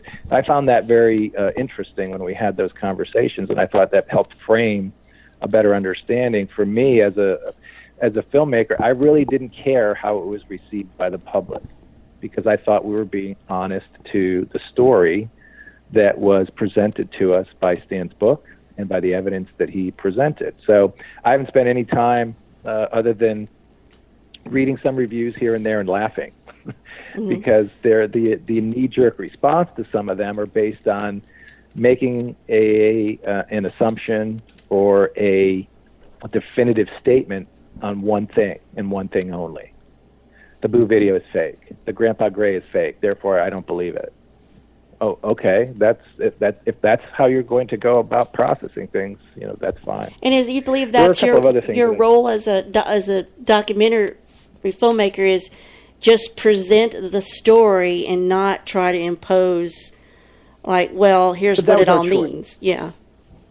That was definitely a choice that we made, because there's a variety of different ways that we could have taken this. If we truly wanted to do a deep dive scientific exploration, we would have needed tens of thousands of dollars to pay for that type of analysis, to go through some of the evidence that he had and have it analyzed. We could have done that. That would have been another way to tell it. Another way to tell it would be to go on a journey with Stan, to try to find the answers to some of the things that happened. Go to different police stations. And again, part of it, could we have done that? Sure. Could somebody else have done that? Absolutely. But we knew what we had from a budget point of view, what we could and couldn't do, what we had access to that was easy to have access to. And we said, the best thing that we can do is to put out his story in the most objective way possible. And it's definitely skewed more towards Stan because it's his story. So I'm not saying that we're taking, a balanced approach in the middle. What we're doing is telling this person's story based on the preponderance of evidence that he has accumulated over the years and putting it out to the public for consumption. And the objective was, let's not keep it in the fringes, let's move it to the middle, and by putting together a documentary that could get viewed by a large audience would allow more people exposure to this story and then potentially many others. And like I said earlier, seeing all the stuff that's come out as a result of the film being out there from other people sharing, I've had this happen to me too. Mm-hmm. Not to the level, but even if someone's saying, I've seen orbs, I've documented, I have photographs. I've had the experience of face-to-face with grays. I've had the experience of being abducted. I've had the experience of missing time. I mean, all of these things are coming out. So there's a lot of people out there who are having similar things, and they're corroborating, and they're feeling in some ways frightened, but also validated that they're not alone. And if that's part of what Stan's journey is to help other people understand that they're not crazy, that's a pretty good. That's a pretty good mission in life. You know, I don't think he would say that. You know, it's worth it. But when I was a kid, I would have thought that. Yeah, but in conversations with him when we were done with the film, you know, I think he had come to this belief that, you know, I have a role to play. It might not be the role that I would have chosen for myself, but here I am. Let me make the best of it. It's not always easy. It's not fun. It's draining. It's an emotional trauma, but how do I make the best of it? And I think, you know, he's chosen to be the subject of ridicule, the lightning rod for negativity, but yet he's been steadfast that I'm here to do the best that I can with what I've been given, and if it helps other people, so be it. And I think, you know, based on the response that I've seen just in a short amount of time in the last 2 weeks, has been amazing. Well, we've reached the top of the hour, John, so hold tight. Hey, Solana, well, let me ask you, John, are you good for another segment here? Sure, absolutely. Awesome. So if I threw some calls at you, would you be willing to take those calls? Sure, that'd be fine. All right, they were 2 for 2. So at this note, Solana, if people are going to call in, what's the call-in number? Well, after we get back from the break, we'll post the chat, but it's 844-734-7286, 844-734-SBUN. So don't go anywhere, or we'll send a rocket after you.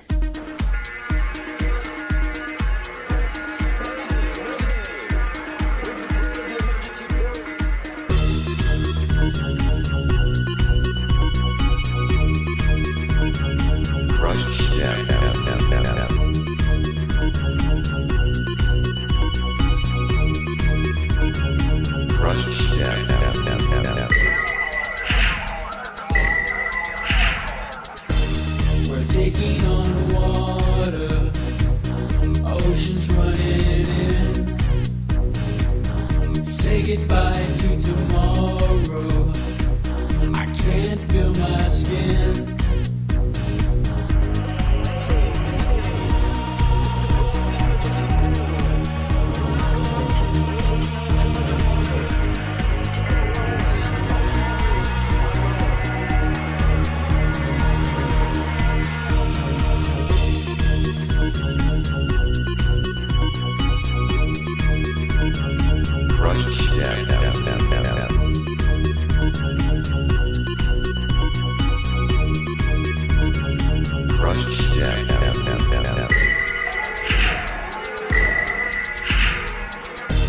The captain has gone to sleep.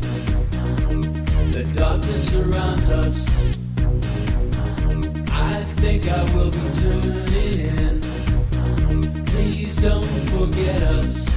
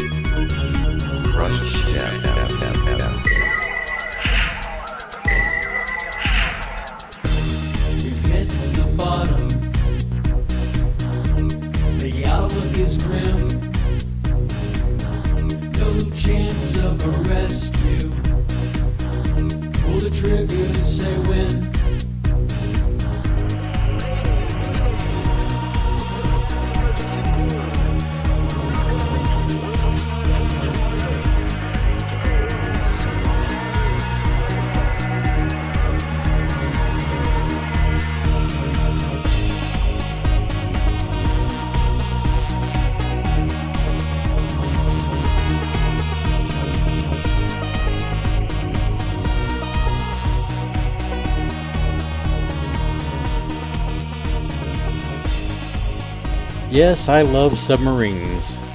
Don't you know that, Sir Lana? Yes, I do.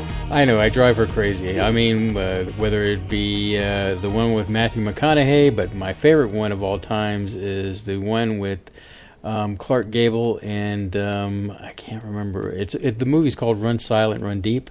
But anyway, we can get into that later. I just thought I'd throw some movies at you and submarine stuff. So Not seen any of those. yes, I know. I'm the submarine expert here. Nerd. Nerd. Nerd. All right, John, we have you back. That's kind of how we are in our real life, and our space cadets would back us up on that. And so, during the break, you mentioned Audrey. And I want to get into that. So why don't you go ahead and pick it up from there, and then we'll kind of mix it up together. The Audrey phenomena was something that was interesting when we were first exposed to. When I read about it in Stan's book, and then saw some of it in some of the presentations that were online. So I was curious to find out more about it. And before we even had a chance to go to his house, one of the phone calls, we were on a phone call, we were talking to Stan, and I'm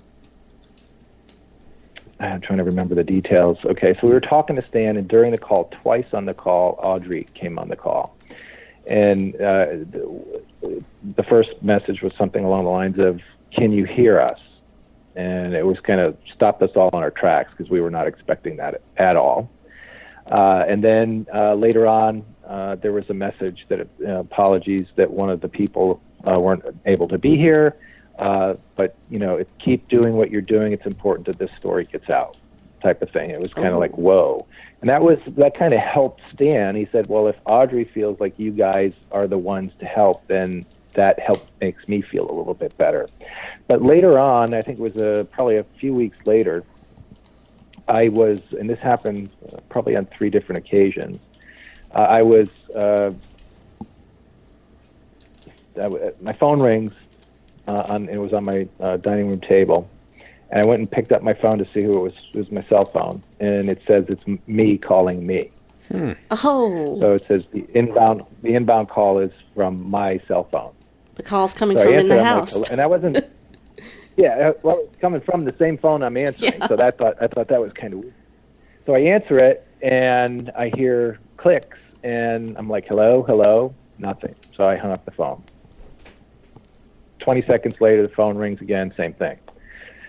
Answer it. By now, I'm kind of thinking this might be strange. Yeah, I think. So I'm expecting a voice to come on, and I hear 3 clicks again, and then it like, if you recall the old, back in the old rotary phone days, yes. If you stayed on a line after you hung up, it would click over and you'd get an operator message. It would say, please hang up. Yes, I remember. Something along those lines, with an automated message. So I thought I was going to get like a message coming through. That's what it was going to be. But the phone started ringing. And then I hear on the other end, hello, and it's Stan. And I said, hey, Stan, this is John. Did you just call me? And he goes, no, my phone just rang. He said, you called me. And I'm like, I didn't call you. I said, my phone rang. And then while we're on the call, this was back with the other production company, another person was dialed into the call. And then there was a third person who was, at that time, attached to the project, dotted line, might get involved with it as a storyteller. Very early this is probably in October of 2010. And she got connected through her cable phone. So we had me on my cell phone, this other person on his landline, this woman on her cable modem phone through the cable company, and Stan through his cell phone. And it united all of us together, and Jack was also, it was so strange because he was in a meeting and had to leave his phone in his car. He was having an interview in an isolated area where he wasn't allowed to bring his phone in for something completely different. And when he got a call later on from a phone saying, did you call me? And it was 1 digit off. It was 1 digit off from Jack's number, so they had called the wrong number so to speak, and tried to patch in another party. So we're all together on the line wondering how we got all connected. It's like, how did this happen? Who brought this all together? And while we're on the call, the Audrey voice came on 3 different occasions, and very much the same message, saying, keep doing what you're doing. There are forces that are trying to prevent you from making this project, but just know that, it's important to carry on, move forward, and tell the story that you're going to tell. So, it's kind of bizarre when you have those circumstances. And I have, I think, 2 of the different phone calls on a voice recorder that we received. And then I actually got one separate and this was probably 6 months later. It was before we went into production, but I got a call basically to me and addressed me directly and said, "Jon, we're just calling to let you know that you're doing what you need to do. Keep persisting with this project." And you're calling me by my name, so that was part of it.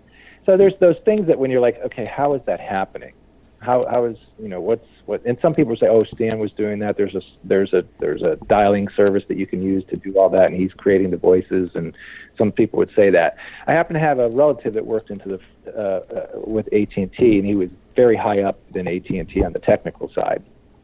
So I asked him about how this would work with where I had my cell phone dial me. It connected Stan on a cell phone. It connected another party on a landline phone, and it connected another party on a cable modem phone. I said, how did those all come together on one call?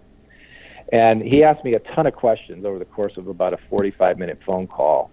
And he said, he says, there's technology out there that can do that. He said, but to connect those different platforms, he said that would have to originate from within inside the phone company.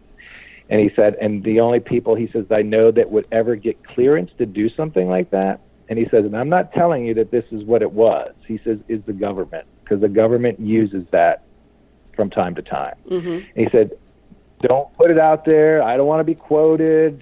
He says, I'm not telling you that conspiracy theory. He said, but what you just explained to me, he said, would most likely have to originate from within inside the exchange.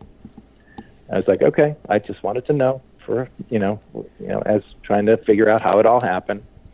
But one other time I was on my way to work on a completely different project. I got a phone call from my phone, knew right away what it was, and it connected Jack and I. And we're like, get ready for a message, and we got disconnected. About 10 minutes later, phone call, same scenario. We both got connected again, and then Audrey came on and said, "We just wanted to let you know that you're being observed, you're being watched." She's like, and it was like, you don't have to worry about your safety, but you just need to know that you're being monitored through this process. Keep doing what you're doing. Keep getting moving the project forward, and try to get it out as quickly as you can. And that was pretty much the message from that, which was kind of okay, what do we do with that? We're being watched, we're being monitored by who? The government, somebody from the outside, somebody that's more of a black ops, black knight. Scenario just didn't know. And we were also told shortly before the film came out that through Stan, it wasn't a message directly to us, but through Stan, was to let them know that this film would never see the light of day. And it and we kind of joked around with that when we launched it on allpov.tv. We said, so much for that. Yeah. Because we were able to get it out. And now it's reached a wide audience. I mean, we're on the Netflix global platform, and that means tens of thousands, if not hundreds of thousands of people will see it. Jon, we have a caller if you are ready. Let's see, caller, are you there? Yes, I am. Well, hey, Bev. It's good to hear from you. Hey. Just want to preface that, we love hearing from you, but we just want to make sure that we keep the conversation focused on our guest and the film. So did you have a question or comment for Jon here? Yeah, I just wondered, with you making the film and that, did you do a lot of like investigating on hauntings? I had been involved in quite a few haunting investigations, paranormal investigations, back in the late 90s and early 2000s, and had quite a few, that's a whole nother show, interesting experiences with that. So I had, my mindset with that was to always go into any situation thinking that, okay, you've observed something, you've witnessed something, you've experienced something, now try to figure out what caused it. Always look for something that could explain it as opposed to immediately jumping to it's paranormal. Ah, I see. Now, how long did it take you to make the movie? The journey to make the film was several stages. So the pre-production stage required us to, the introduction process to Stan, meeting with the family, the negotiation of a contract. Once we got that, it took 1.5 years to get through all of that. So once we were in a position where we were good to go, we then need to secure money.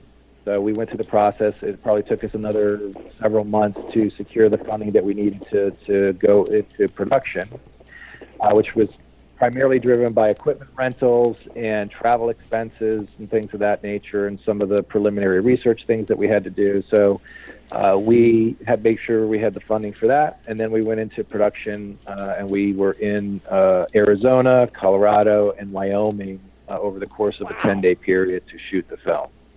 Good grief. I didn't realize it took so much to make a film.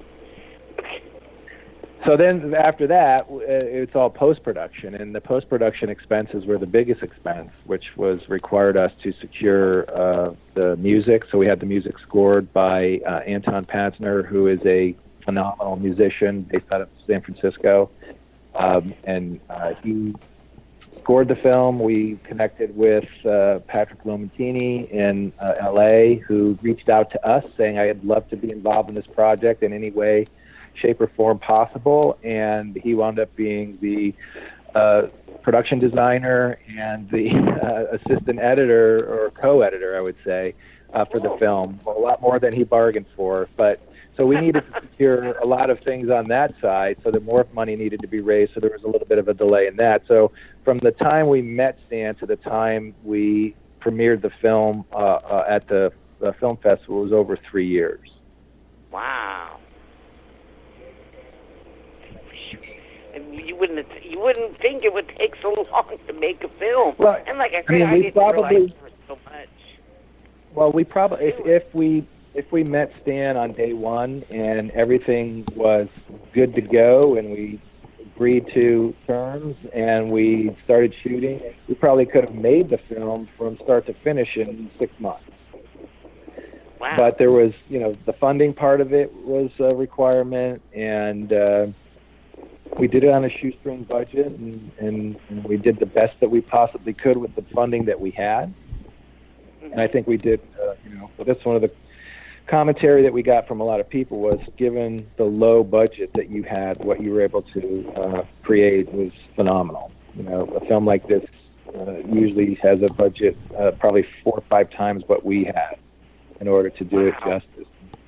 Was it all privately funded, or did you have to resort to crowdfunding? Or? I was just going to ask that. Oh, sorry, Bev. Yeah, we had 4 or 5 people who privately put up loans. So it was all loan scenarios that, and it appears now that we may be in a position, fingers crossed, over the course of the next 3 years through the arrangement that we have with Netflix, that we should be able to, at the very least, break even on the film. Well, that's good. So that means we'll be able to pay the investors back who we pretty much told a few years ago, you might not see your money, sorry, but we did the best we could, and now we're in a situation where we hope, fingers crossed, that we'll be in a position within the next 3 years that we will be able to break even on the film.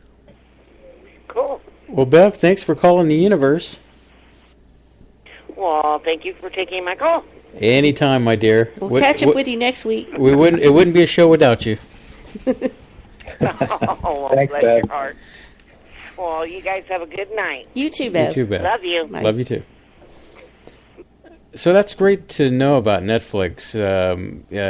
I'm sure it's been like kind of a little breathing room for you to know that there's that possibility to break even on your future projects coming up. And that Netflix and the Orchard both want the content you produce. Right. Well, the good news was when we first signed the agreement with the Orchard, which took relatively little time. It was a 2 or 3 week process to get to a point where we were in agreement, move forward, and it's a 4-year contract for us to work with them. So we can provide our content or go and find other content and bring it to them. So there is a partnership, a relationship that we have with them moving forward, which we're excited about. But the projections that they had, we have tripled their projections for viewership of the film, and they're blown away. And we have the film on the digital platforms, and you would think that with Netflix coming out and it being free, that nobody would be doing the video on demand or the digital download. Those numbers did not drop. They have stayed. They're relatively low compared to what they were when they first came out, but there wasn't another decline. In fact, we had a spike last weekend higher than we had in the previous 4 weeks. Wow. So it was shocking that even though the film was available on Netflix, that following weekend there was a spike upward in the video rental and on demand. So, well, of course, we put the word out that you're going to be on the show too, so maybe that helped. Thank you.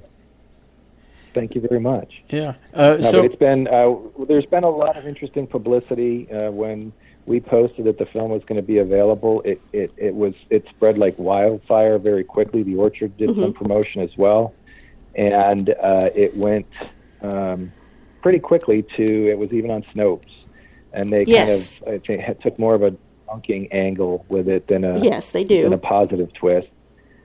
And it just, to me, I'm from the mindset of publicity is good, whether it's positive or negative. Being in the conversation is a good thing, and we have just as many people are talking about it from a positive point of view as are talking about it from a negative point of view, and that's all we could have asked for, was to put it out there for conversation and let people, Well, we feel lucky that we were able to grab you for this interview, because it feels like things might be about to blow up for you, and you might become more in demand. Which is not bad. Well, it's not bad for you.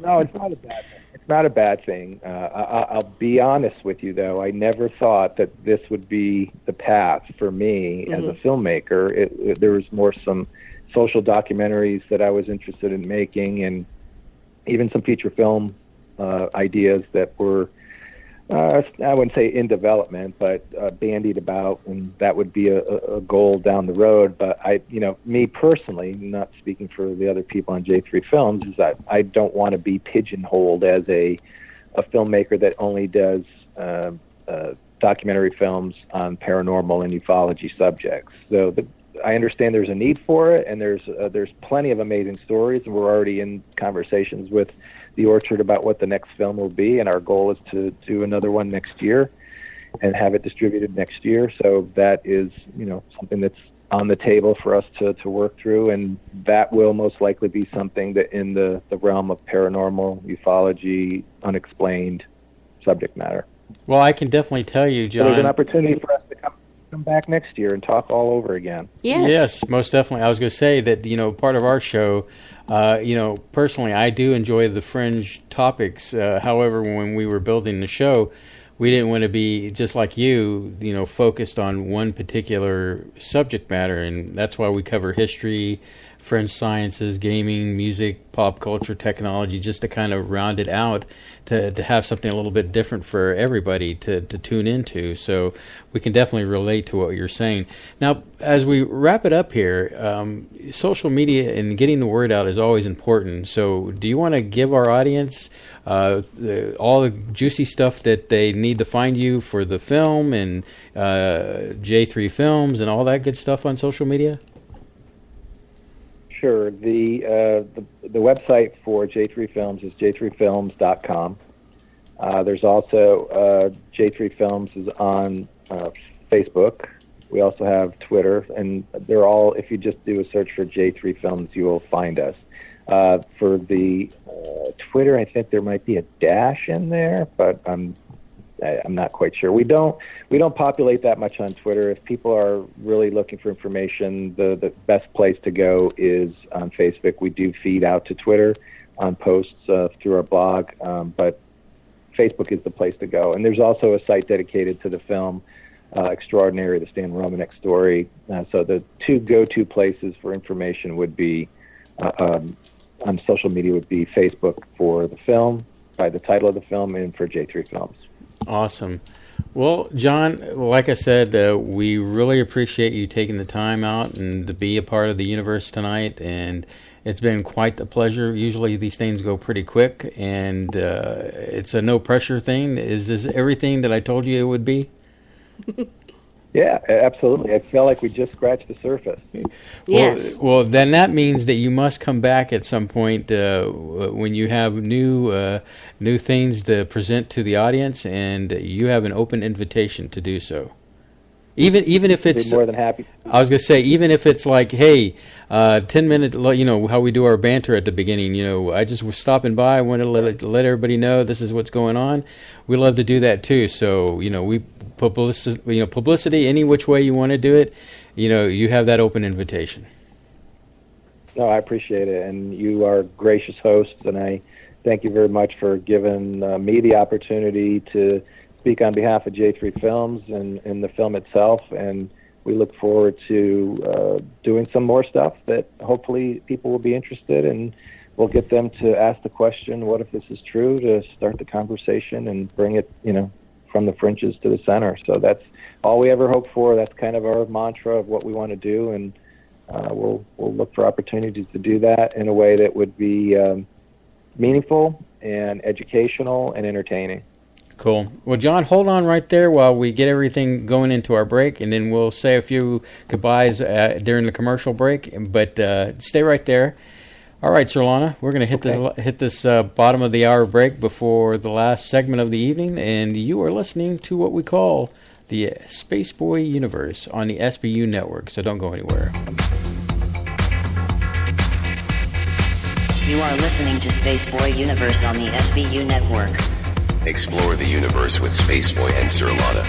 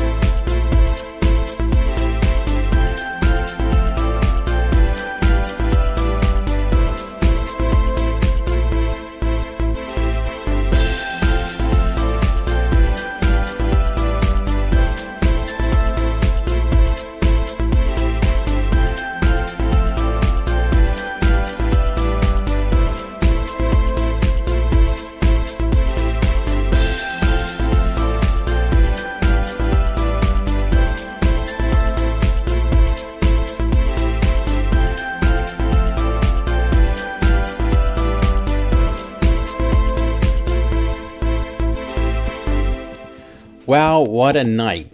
Awesome night. I mean, the guest tonight, Jon. I feel like we caught him just before he's going on his meteoric rise, maybe. But he mentioned there's a lot we didn't get to because I know he was very intent on getting certain messages out to make sure people understood. But there's a few things that Stan had done that were strange and weird that he did to really discredit himself. But he came out later to say if he hadn't have done that, he was under some kind of threat, or they were going to come after his friends and family if he didn't do these acts to discredit himself. There's supposedly some entity or person or persons out there who seem desperate to shut him down and discredit him. Again, which raises an eyebrow as to his current accusations. Again, which we don't really know, but those were some of the things that probably might have had enough. That happened before the film came out. Then that might have also possibly been damaging towards the debut of the film. Let's take a step back here for a second. You've gotten an opportunity to watch this, the video. We've watched it several times. And I think Jon does a good service as far as presenting it. Here it is.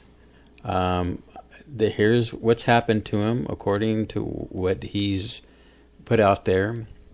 And he's kind of let the audience just... You make the decision, which is refreshing because you get documentaries out there that are leaning one way or another to like try to persuade you on on a subject matter, and but it was refreshing to watch this because I think, dove right into the story. They didn't really get much into Stan's background. I don't think they touched upon the thing that Stan is dyslexic and Stan can't do past what. So I think what Stan said in the book and in his lectures, he was something like to the effect that he never got past the 7th grade math level of understanding. He was in, I think, remedial. So he could not have come up with these equations. Now, could he have looked them up and copy-pasted them? Possible. I don't know.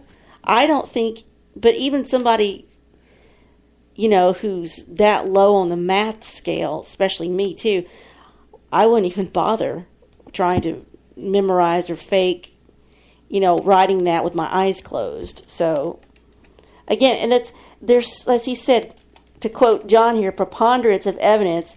Some of it could be faked easily, possibly. Did Stan fake it? Who knows? But then there's things, you could like have a big giant sieve, when you're sifting flour, and or gold, and you can shift it to where all the stuff comes out. Have you been finding gold in our flour? Our flour is in the freezer. I keep the flour in the freezer to keep the bugs out of it. But anyway, I know what you're saying. If you ever put your hand in super cold flour, it's really awesome. Do that, by the way. So anyway, but no, I was going to say real quick that what comes out, what's left in there, it can't be filtered out. There's some things that are going to stare you right in the face, and it's going to be begged to be taken apart. And I'm like, all these debunkers saying, oh yeah, you could easily do that with this, that, and then I'm like, do it. Physically sit down and like, oh, you could do that CGI. Okay, do it. Show me exactly. Recreate this exactly. Recreate the circumstances. Recreate this film. Recreate this orb. Recreate this. Do it. Well, I agree with you because when you look at Stan's story, there's definitely, like, for example, we were talking about the pictures of the children through the fence. How, that one looks a little like Photoshop. It looks a little like something cut out of a magazine, right? In Photoshop. But then there was the aliens that were pictured through the fence. The deck, or even at that party, which maybe but it's hard to bypass the subject of when Stan had that brace on his leg. That one again, they could have fabricated the story. That could have been a fabricated brace. They could have easily found a brace and torched it in their yard. But if there are medical records, how difficult is it to fake medical records with x-rays and whatnot? Of course, it could be somebody else's x-rays, but again, you've got to start picking apart. You have to you can't say, oh, that's fake, and then walk away. Right. Give us more than that. It's kind of like that magician that was had on Fox, who was telling the secrets of... Oh, the secrets of musicians. Yeah, that's all over YouTube. Yeah. And I looked at one after another after another. And so it's kind of like that, like, okay, bring it forward. If you think you can debunk it, let's debunk it. Go through the process. Show me, like they did on that show that you're not a huge fan of. But they said, okay, this happened. Let's see if we can recreate it. And if it could be recreated close or exactly, then it's called into question. But you still can't say it's fake. I mean, unless you saw somebody setting it up. It's... Again, I don't know how you would fake the thing with a sighting, where the sighting was bleached in that perfect arc. Oh, you mean on the siding of the house? The siding of the house he was renting. That could be a whole fabrication. That the video that Stan took, that could have been all staged by Stan. It's possible, but once again, going to the why extreme, would you go to the trouble? I mean, my goodness. I mean, somebody would have come forward by now if he hired friends or family or actors. Even somebody could have come forward and say, "Yeah, I was an actor in that video," and that's also something that could have happened, but it hasn't so far. Don't make a poem about flower, Gene. Frozen flower, feeling free, stick, and cool like powdered dreams. Stop that, all of you. Hold on. I'm going to add this part to his poem, like powdered dreams on donuts. That's the part it's missing is donuts. But anyway. Sorry, distracted by chat. Chat, Gene, boom. Anyway. So, but I think it's interesting you kept bringing up how Lisa didn't seem like the kind of person that was going to tolerate or put up with certain things from Stan. Don't know her, never met her, but she just strikes me as a no nonsense. First, as a no nonsense woman, and two, as the wife who has been through all this garbage.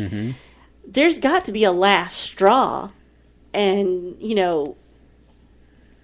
it just seems like there's everything that's happened to her. It's not. She hasn't left him. Right. She hasn't. Either he's telling the truth and she's standing behind it, or I don't know what some of the other things. I can only speculate. It's kind of okay. Let's take us for example. Oh dear, that's never a good idea. I know, and it usually adds some funny moments to the show. But what if you had you dated me at the beginning, and we'd see sightings, and then we get married, and all of a sudden this freaky stuff starts happening around me, and then how would you feel about that? Would you? And this is an okay situation. I'm okay with it. Would you okay? I can't deal with this crap. I'm leaving. I didn't buy into this marriage. I would have to have some hardcore evidence first that it was happening. Well, and two, I would probably get us both in trouble because I would be trying to fist fight with whoever, and then we're not exactly from aliens to shadow people. We're not exactly unarmed, so to speak. Then that would be the second thing I'd go after. And if they still kept after you, and I was convinced it was happening, I would, I don't know, I'd see if we could find some help. Maybe we'd call Daryl Sims. I don't know. Well, thank goodness he's in our backyard, literally. Maybe I'd have to, it would depend on what it was, and two, if I believed it, and if I had the evidence, and, if it was happening to me as well. It depends, and it wouldn't be through any fault of your own, I would imagine. What I'm saying is comparing yourself to Lisa, being, if I was Stan and you were Lisa. Stand by your man? Okay, pardon the pun there. Sorry, but if the woman actually we don't mean to make light of your situation. No. We're two goofy people, and we're married, and we're just goofy with each other. So, putting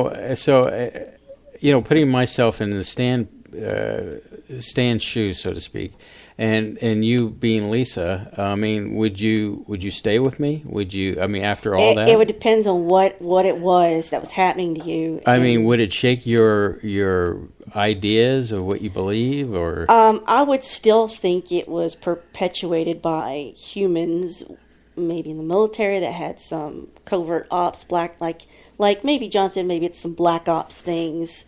My first instinct is still not extraterrestrial stuff. That's just me personally. What's happening to Stan, I don't know. I can't speculate on that. But I would be, if something was happening to you, I'd be skeptical as to the source. You'd think, oh, it's aliens, and I'm thinking, no, this is, you know. I just had my image in my head of Sukalos. I'm not saying it's aliens, but it's aliens. I've got the Sukalos hair right now because I desperately need a haircut, and I'm head full of hairspray because it's at the end of the week. I feel fabulous. I finally got a haircut, and well, yeah, you and your $7 haircuts can go shove it. My haircut was not $7. How much was it? It was much higher. 13? 14 plus tip. You and your $14 haircuts can just shove it. So, so I can only afford a haircut once every 3 months. That's how expensive mine are. So I guess overall, how do we wrap this up? And not the show, but wrap the subject matter. Well, first, my sister said in chat, first I would suspect SB is the culprit in his alien suit. You know, it's funny, that alien head that I have is the same alien head that the governor walked out or did that presentation in... Oh, the Arizona governor? Yeah, the Arizona... For the Arizona Phoenix They Lights? had that character come out looking like an alien. It's the same mask, and it always cracks me up when, you know, I see it and wear it and whatever, but... yeah, that's funny. I'm going to tell the audience right now that I try to keep a no scare policy with you. Because you like your kneecaps. Yes, you're not the and kind being of bullet free. You're not the kind of person that likes to be joked with or scared. Like practical jokes or anything. And so I'm fine with mind games because I'll win. I kind of like those kind of jokes because I, as a kid, was joked around like that. Like practical jokes? Practical jokes, yeah. Physical jokes. Not overly physical, but, just, not like some of these things we've seen on YouTube. But practical, like practical effects, like being actual things that are happening in front of you. And now I can't help popping out of nowhere like Dracula. That's just, I'm going to put a bell on you.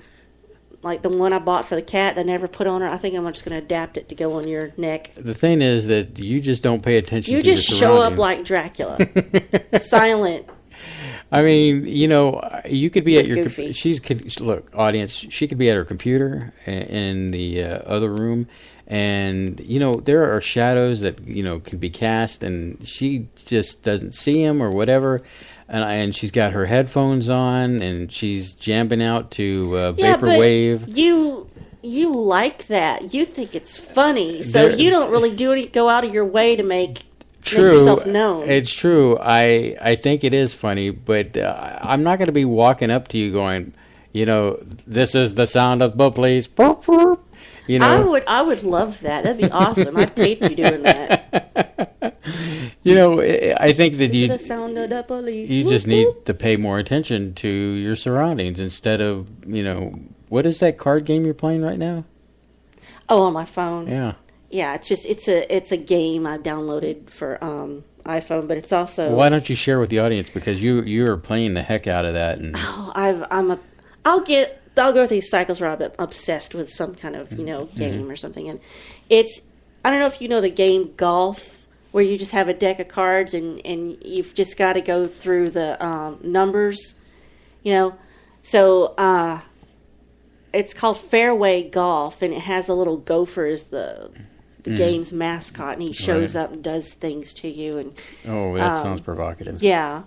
He's mean, though. He likes to blow raspberries, make faces, and show up, steal your golf clubs, all kind of stuff. But I'm obsessed with that right now, and I'll get really engrossed in it while you're watching something. So, well, I wasn't going to go there, but since you did, well, there's golf balls involved. Does he still? It's one of these games where it's free to download and free to play, but it's in-app purchases. Yeah, it's skewed to where if you're not patient, it kind of like, oh, we'll pay 99 cents to get this. And no, it's only it's only 99 cents or da-da-da-da. But if you play the game and you play it well, you start earning golf bucks, so you don't have to use real money. Mm-hmm. And I'll play the same hole, quote unquote, 12 times in a row until, and it'll say, hey, you want to do this hole over? Watch this video to be able to replay. So you've got to go through all this garbage, but... Well, it's okay. Since I brought your game up, I will admit that I have purchased another game for my iPhone, which is kind of a throwback. I purchased Bejeweled, and it's called Bejeweled Classics. That's so old. It is an old game, but they've revamped it and made it new, and it's got a few new kind of challenges that you can do. I've been playing. There's like I said, there's like five challenges. You got the Zen, you got the classic. I've seen that. This one has poker on it, Mm-hmm. and I've been playing the poker version of Bejeweled, and that's been my new game. There's a game by the same company that makes this game that I'm obsessed with. It's about building gardens or building your own custom fish tank. And how you do it is you rack up points by playing Bejeweled knockoffs in those games. Mm-hmm. So I've kind of been curious about that, but they'll bring you to a point where like I can't play anymore because I don't have enough stuff to keep going. But you just kind of have to persevere and wait it out, so I don't have to spend real money. Well, for the past now, if somebody wants to give me an iTunes gift card, 3 to 4 months. Probably, I guess it's been 3 to 4 months. I've been playing Mario Run, and I've enjoyed that immensely. But, I guess one day I was like, I want to play something different. I've got all these other games I don't play anymore.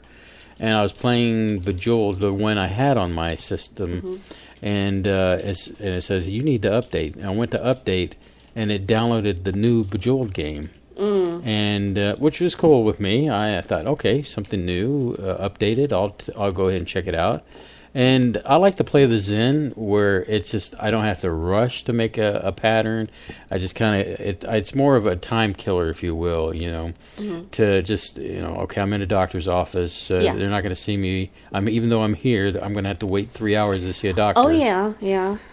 So I'll play a game something like that. Healthcare. Oh my gosh. So, but yeah, I'm sorry I touched that one because I know it's a sticky situation. Oh my gosh, I won't get into it. I promise I won't get into the healthcare. But anyway, thing. at the end of the day, Bejeweled Classics is what I'm playing on the thing. Now, speaking of other things on music and all that other good stuff, forgot about this thing. We're working on a show where we're going to bring some musical artists on. Yes. I mean, when I say bring some musical artists on, local, they're not going to necessarily play on the show.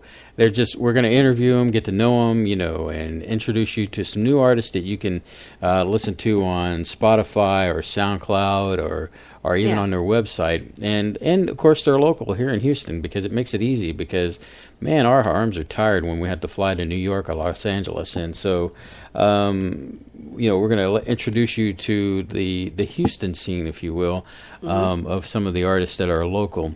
And that's a show that we're working on. I'd like to check them out, but they all play when this show is airing. So. And we know how mad you would be if you didn't have your SBU on the go with you on that night. So, we'll work something out. But that's a show that we are planning.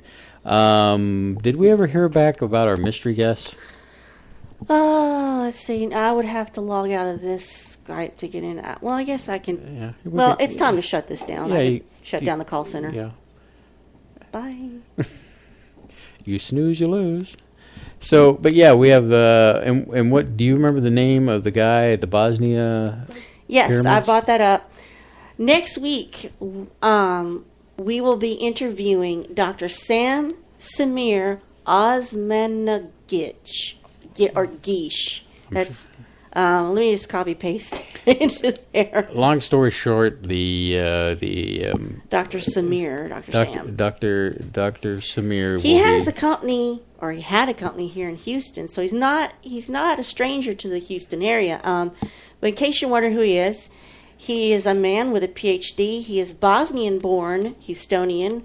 He's an author, researcher, and businessman.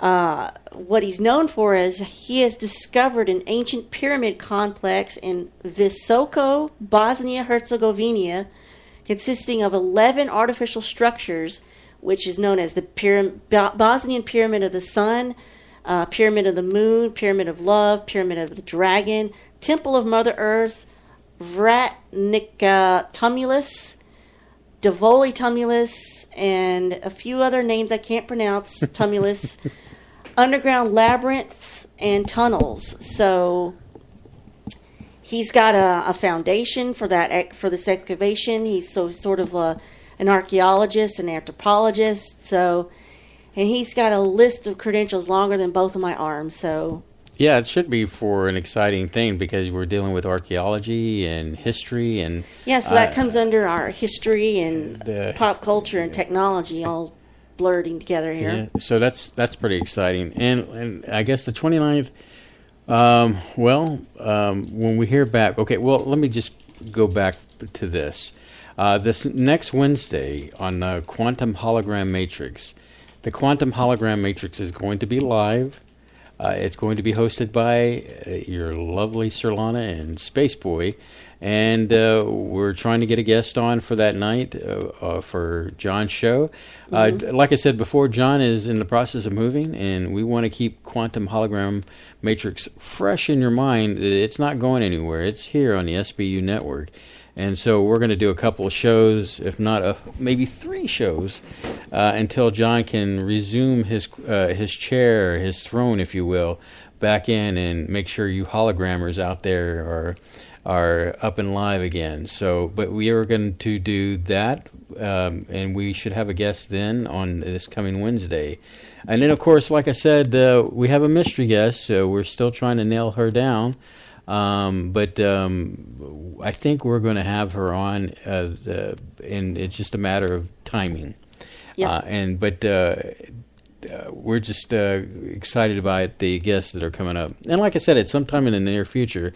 We're building a show. We're not sure what the date is, with the musical night show of different people that are here in the H-Town, as we like to say. Yeah, we're trying to get to know people in our neighborhood, so to speak. It makes it easier, because we know that when we have guests on, it definitely brings our A game like when we talked to Leo Phoenix, the local artist who works in paper, and that was absolutely fascinating. Our first in studio guest, hopefully not our last, but I have not heard from the guests we're trying to court. Okay, so we got a confirmation there. Well, it's not it's not too late. It's not too late. Yeah, one way or another, it will be booked. So, anything else we need to address to the Space Cadets?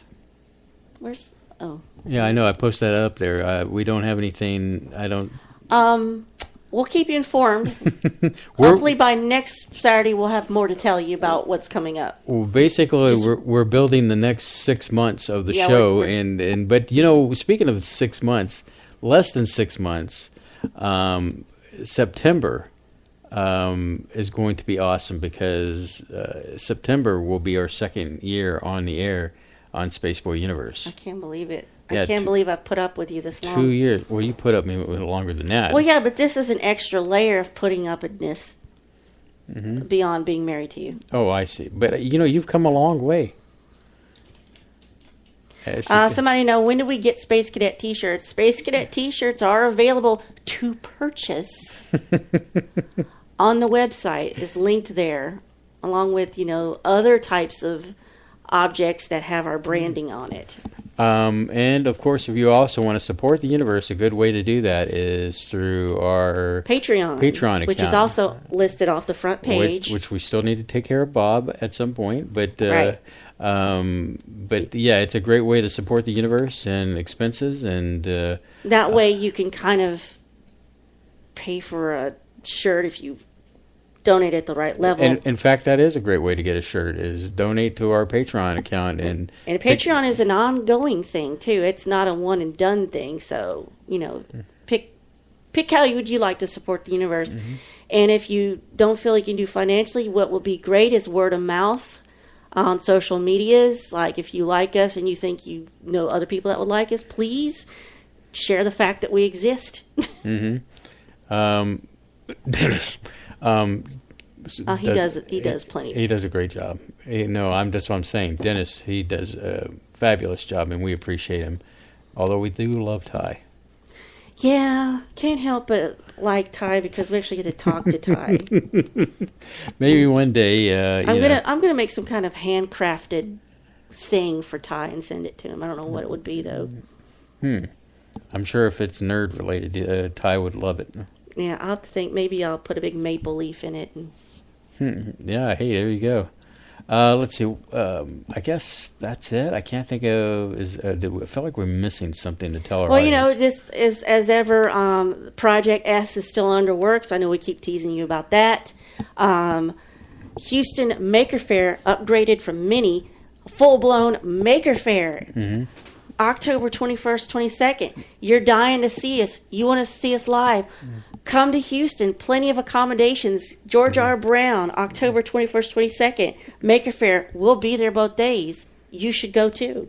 And I believe, it'll be a lot of fun, a lot of activities, and usually we have a good time we had a good time at the Maker Faire last year. Well, see, it'd be better this time because most of the makers we met at Comic Palooza, they'll know who we are now. Mm-hmm. So we're making a name for ourselves in the maker community, and that's always cool because it's technology and how to build stuff and create and make. If you want to be an exhibitor, you want to come down and exhibit, let us know. Because we'll put you in contact with the right people. Yeah, it's not going to be as costly as you think it is. Mm-hmm. So on that magical note, pancakes tonight? Maybe afterwards? It's up to you. I'm still dressed. Normally I'm in pajamas by now. I'm hunkering for some pancakes, so it's up to you. K28 says Maker Faire and Buc-ee's one trip. Okay. I dare you, Kay. I dare you to do it. Do it, Kay. He's going to come back down here and stand in front of Buc-ee's, but he won't go in. I'm going to go with him and shove him in there. Oh, man. The best Buc-ee's that we've been to is the one in Luling. Is that on the way to San west? Antonio? Yeah. It's a big Buc-ee's. And they've got like 40... I thought the one on 45 was pretty big. I don't think I've been to the one on 45. We went to take food. Oh, that was pretty big because they had had a bear out in front. Yeah, his stuffed bear. It wasn't a real stuffed bear. But it was about the size of a regular bear. So, anyway, there's enough of bear talk tonight. So, say goodnight, Sir Lana. Good night, Sir Lana.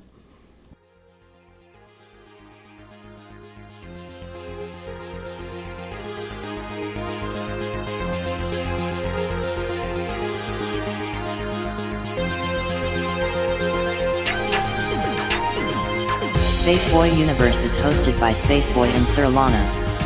Executive producer is Sir Lana. Social media producer is Dennis Koch. Associate producer is Lee Ann Cordes. Music production is Spaceboy of SpaceboyMusic.com. Special thanks goes out to Lee Ann K, K28, Mark S, and Bob N. This has been a Spaceboy Universe production. Support the universe by exploring Spaceboy Universe with Spaceboy and Sir Lana. Sweet dreams, Space Cadets.